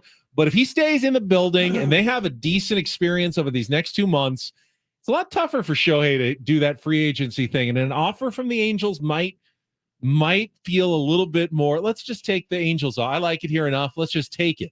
I think that's maybe the biggest reason why they're not dealing Shohei Ohtani right now, because they want to keep him if they can. I mean, he's generational. Now, but the Angels, they're not selling out every game. they can still capitalize on Shohei Ohtani more. Just to push back on that logic, it's not like he just got here 6 months ago. Like he's been in the organization a while now. He knows whether or not he likes it and wants to stay. And that's not going to be decided over the next 2.5 months. And it's not even dependent on a run. If you really felt that way, you trade him, get a massive haul for him, and then talk to him in November and be like, hey, man, remember all the good times? Eno said, though, don't know. Eno said, though, Eno had tweeted out that the offers for Ohtani were not great. I mean, they just weren't. Again, you're talking about a rental, albeit a rental that can pitch and hit bombs and do it all. But the offers were not anything, that blew them away, and they decided to keep him, and it gives them, I guess, the best shot of re-signing him. But it is going to be so fascinating. What an interesting case study he is. I don't know from a business standpoint how much sense Shohei Ohtani makes for like the Padres. I really don't. Can they sell more tickets next year than they do this year? Not really. They're probably going to be at about 98 to 99% capacity when the season ends, and they've sold out almost all their games, and the ones they haven't, they had 5 to 10% empty. You'll find yourself at 98, 99. So there's no more tickets to sell. Now, sponsorships, as you said, they already have a really good inroad into Asia with both Yu Darvish and Ha-Sung Kim. They have Asian advertisers. They've already unlocked a lot of that money. Could there be more? Absolutely. I feel like that's saying, though, but you're not opening a ton of new markets if you sign Ohtani. I feel like that's saying, this is not a slight at Kim or Yu Darvish, but I do feel like that's a little bit like saying, hey, we've got, we're doing a concert, and Kansas is on the bill, and Boston is on the bill. Could have Led Zeppelin also on the bill, but we're good with Kansas and Boston. You know what I'm saying? Like, I am good with Kansas and Boston. I know you are. He's just the next stratosphere. By the way, you know who shares an agent with Shohei? You know who shares an agent with Shohei Ohtani? You guys know? I don't know anything about his agent. Adam Jones. Really? Yes. I didn't know that. Told me on the golf course the other day. He goes, I go, well, he's feeling pretty good. He goes, yeah, I can't even get him to call me back right now. He's a little busy. I know what you're saying from like a talent and interest level and everything, that it's great bands. Apples and oranges. Great bands. But I mean, there's only so much there's only so many seats at Petco Park. Sure. There's only so much place for signage. It's already filled. How about merch, Ben? I mean, yeah, there's some merch to be sold for sure. There's Ohtani jerseys, but I mean, there's still only so many Padres fans out there that have. How much does one player's merch really impact? I don't know. But bottom line, I mean, bro, you're gonna get your fan base will double. But you would think that though. But it internationally, I mean, yeah. Does that make you a lot of money? If a guy in Japan is now streaming the Padres game and he'll pay $20 a month for it, is that does that offset the cost of the player even? I have no I don't idea. know. I don't know. I have don't know no the business clue. of it. I don't either. I just know he's a really good player, and you obviously would want him more than not wanting. I just think there might be other teams where it's absolutely a game changer to get Ohtani, business wise. Whereas, like for the Padres, I don't know if it changes the financial. It changes your World equation Series odds, and that for Peter changes the Simon. franchise for sure. Yeah, definitely helps. But remember, there's a cost to getting Ohtani as well. A major one that we can't even fathom. Less depth. You already have no depth, and we're talking. He ain't going to somebody that's struggled for the last 4 out of 5 years. Attendance has been low. There's really no future, no hope. He's not going to that team. We all know where he's going. You know exactly where he's going. Exactly where he's going. This hour on 97.3 The Fan is brought to you by Cars.com. Whether you're looking for the perfect summer road trip car or something you can zip around in, visit Cars.com today. They have over 2 million cars for your 2 million summer possibilities. Head to Cars.com. Check out the possibilities. Cars.com. Where to next? Speaking of cars and where to next, checking traffic right now on 97.3 The Fan. From the premier Buick GMC of Carlsbad Traffic Center, part of the premier auto family, here's Kelly Denick. Not a bad wrap up for our morning drive, guys. No problem spots to contend with. Everything's moving pretty nicely all around. Just watch out for a lot of Caltrans workers out there. Numerous projects going on in and around the county. Move over a lane if it's safe to do so. Let's keep them safe. I'm Kelly Danick with Ben and Wood, San Diego's #1 sports station, 97.3 The Fan. All right, off day today. I may actually go down to the loyal Borussia Dortmund game at Snapdragon tonight. Check it out, at least for the first half while I'm working at Channel 10, 7:30. ESPN2, if you're not going, you want to watch it, is going to be televised. But unlike Manchester United, I'm told Borussia Dortmund is going to play a lot of their regulars from the Bundesliga. So you get to see some European soccer again tonight at Snapdragon Stadium. Get the Loyal, get into the big stadium. Usually they play at USD, but this time they're going to try to fill up Snapdragon. So that's going on tonight. Obviously, Padres get back to action tomorrow. Jake Peavy will be inducted into the Padres Hall of Fame. We ran into Randy Jones this week. He'll be down there as well as part of the current Padres Hall of Famers to welcome in a new member of the Padres Hall of Fame in Jake Peavy tomorrow night at Petco Park. Yeah, I'll be down there tomorrow night. See me, say hello. Love to talk to you. And yeah, I mean, still excited to go.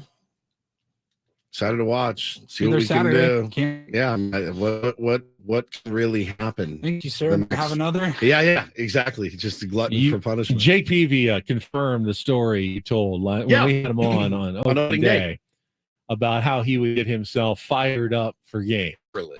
And he would put the red hot on his taint, and he would taint and put it all over there. How do you think that would work now in the new pitch clock era? Oof.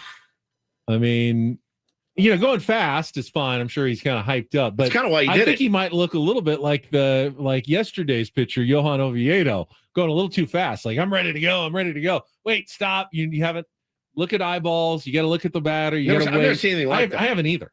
I truly thought Padres might score 15 runs in this first inning. This guy is completely lost on the mound. I've never seen anything like it. He's rattled, man. And somehow he got out of it without allowing any runs. Yep. Padres scorched the ball just in the wrong spot and magically fixed himself going forward and didn't have a problem with it again. And the Padres could not touch him other than that bloop double by Machado. Basically a misplay. We scored runs. I could not have believed that. If you had told me the Padres would win that game 20-0, I would have believed you. He was. I would have believed you. Again, guy on the ropes. And again, you didn't take terrible at bats. It's a game of millimeters, and you barreled both balls. 104 and 105 on the exit velocities. Just ride it, guys. What are you going to do? It's just been that type of year, and it's not to absolve the Padres. They've made plenty of mistakes all year long. They've also been incredibly unlucky. I mean, you don't have this kind of season without multiple things like comically, hilariously going wrong. Yeah, and absolutely. they've had it. They've had it. Yep, it has been. Some of it's on AJ, some of it's on the players, some of it's bad luck. It's all true. It's all mixed in. It's just a matter of what are the percentages here? Is it more luck? Is it more poor planning on the part of the general manager? Is it more poor execution? It's all of those things.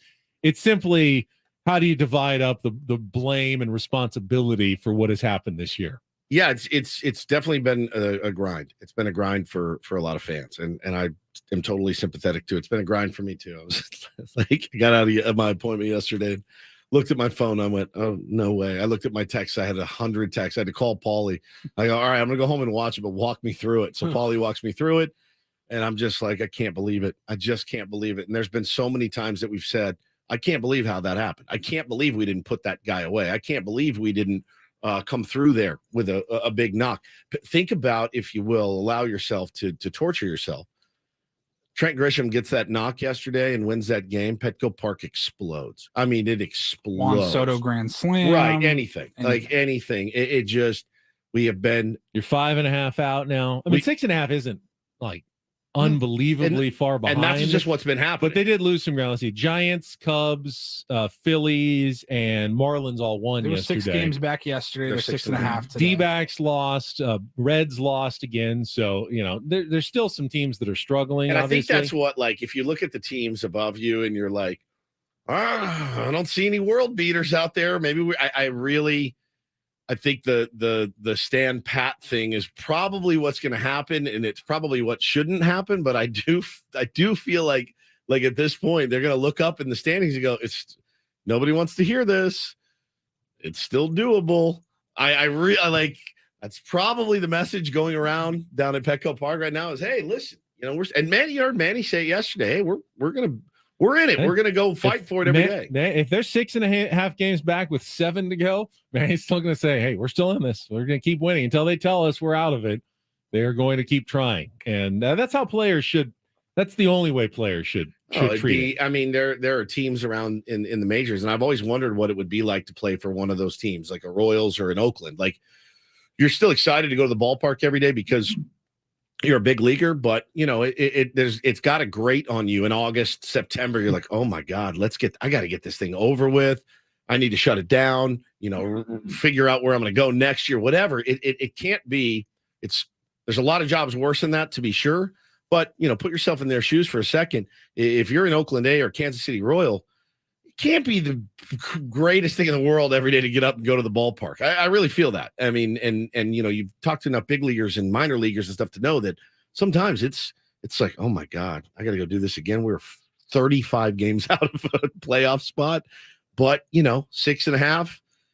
I don't want to try to give anybody false hope here because it's definitely flickering. It is definitely flickering, but you look at the teams above you and you go, okay, I think these guys will come back to earth. These guys will come back to earth. All right, still have a shot. So it's happened a couple of times for me this year. I don't think it's happened at all for you, Woodsy. The off day. I don't think it's a sign of apathy, but all season long you said, I hated the off day yesterday. I needed more baseball. I needed more baseball. Have you reached a point where you're like, no, I'm living. I could use a break today? No. God, I haven't. I want it tonight. And I'm sitting here going, what the hell Can't am I turn going things to around on an off day? You can't do a thing. You cannot. Yeah, you cannot improve your season. I mean, the other teams that are playing may lose again, but there's nothing for me. I want to see my guys turn it around, and I don't like off days. I really don't. And it's not because we got to fill 4 hours tomorrow, but it's because that's my routine, and that's what I love to do. I love to watch baseball, and I love to watch Padre baseball, even when it's crap. Speaking of tomorrow, Friar Friday. Now, we can't confirm anything yet. You can't even mention it. We don't know anything yet. But as always, just keep an eye out on our social channels in case we do get some confirmation on what could happen tomorrow on a Friar Friday. Either way, I'll guess appear on the Premier Chevrolet of Carlsbad fan hotline. Save money the right way with Premier Chevrolet of Carlsbad. Visit them today in the Carlsbad Auto Mall. Chevrolet, find new roads. And before we go, I would be a bad son if I did not wish a happy 49th wedding anniversary to Steve and Kim Higgins today. Sweet angels. Now, you know what that means. Next year is 50. Oh, sorry. These are my parents you're talking about. You know what that means? I know what that means. Mr. Higgins. Next year is 50. Isn't it kind of on the kids to put together a big bash for the 50th anniversary? You're not planning it already? I know. I'm worried. Like, you need to have Kansas and Boston. I'm trying to think of ideas right now. What are we going to? Yeah. Oh. Well, fans of their youth show up. Something tells me it's going to require you to be away from the show for at least 5 days. My mom loves the Rolling Stones, so we can get the Stones come perform for her. I mean, they're still out there touring, right? Your mom's going to kill me. She's listening. I hope she's not listening. I was joking. It's a joke. I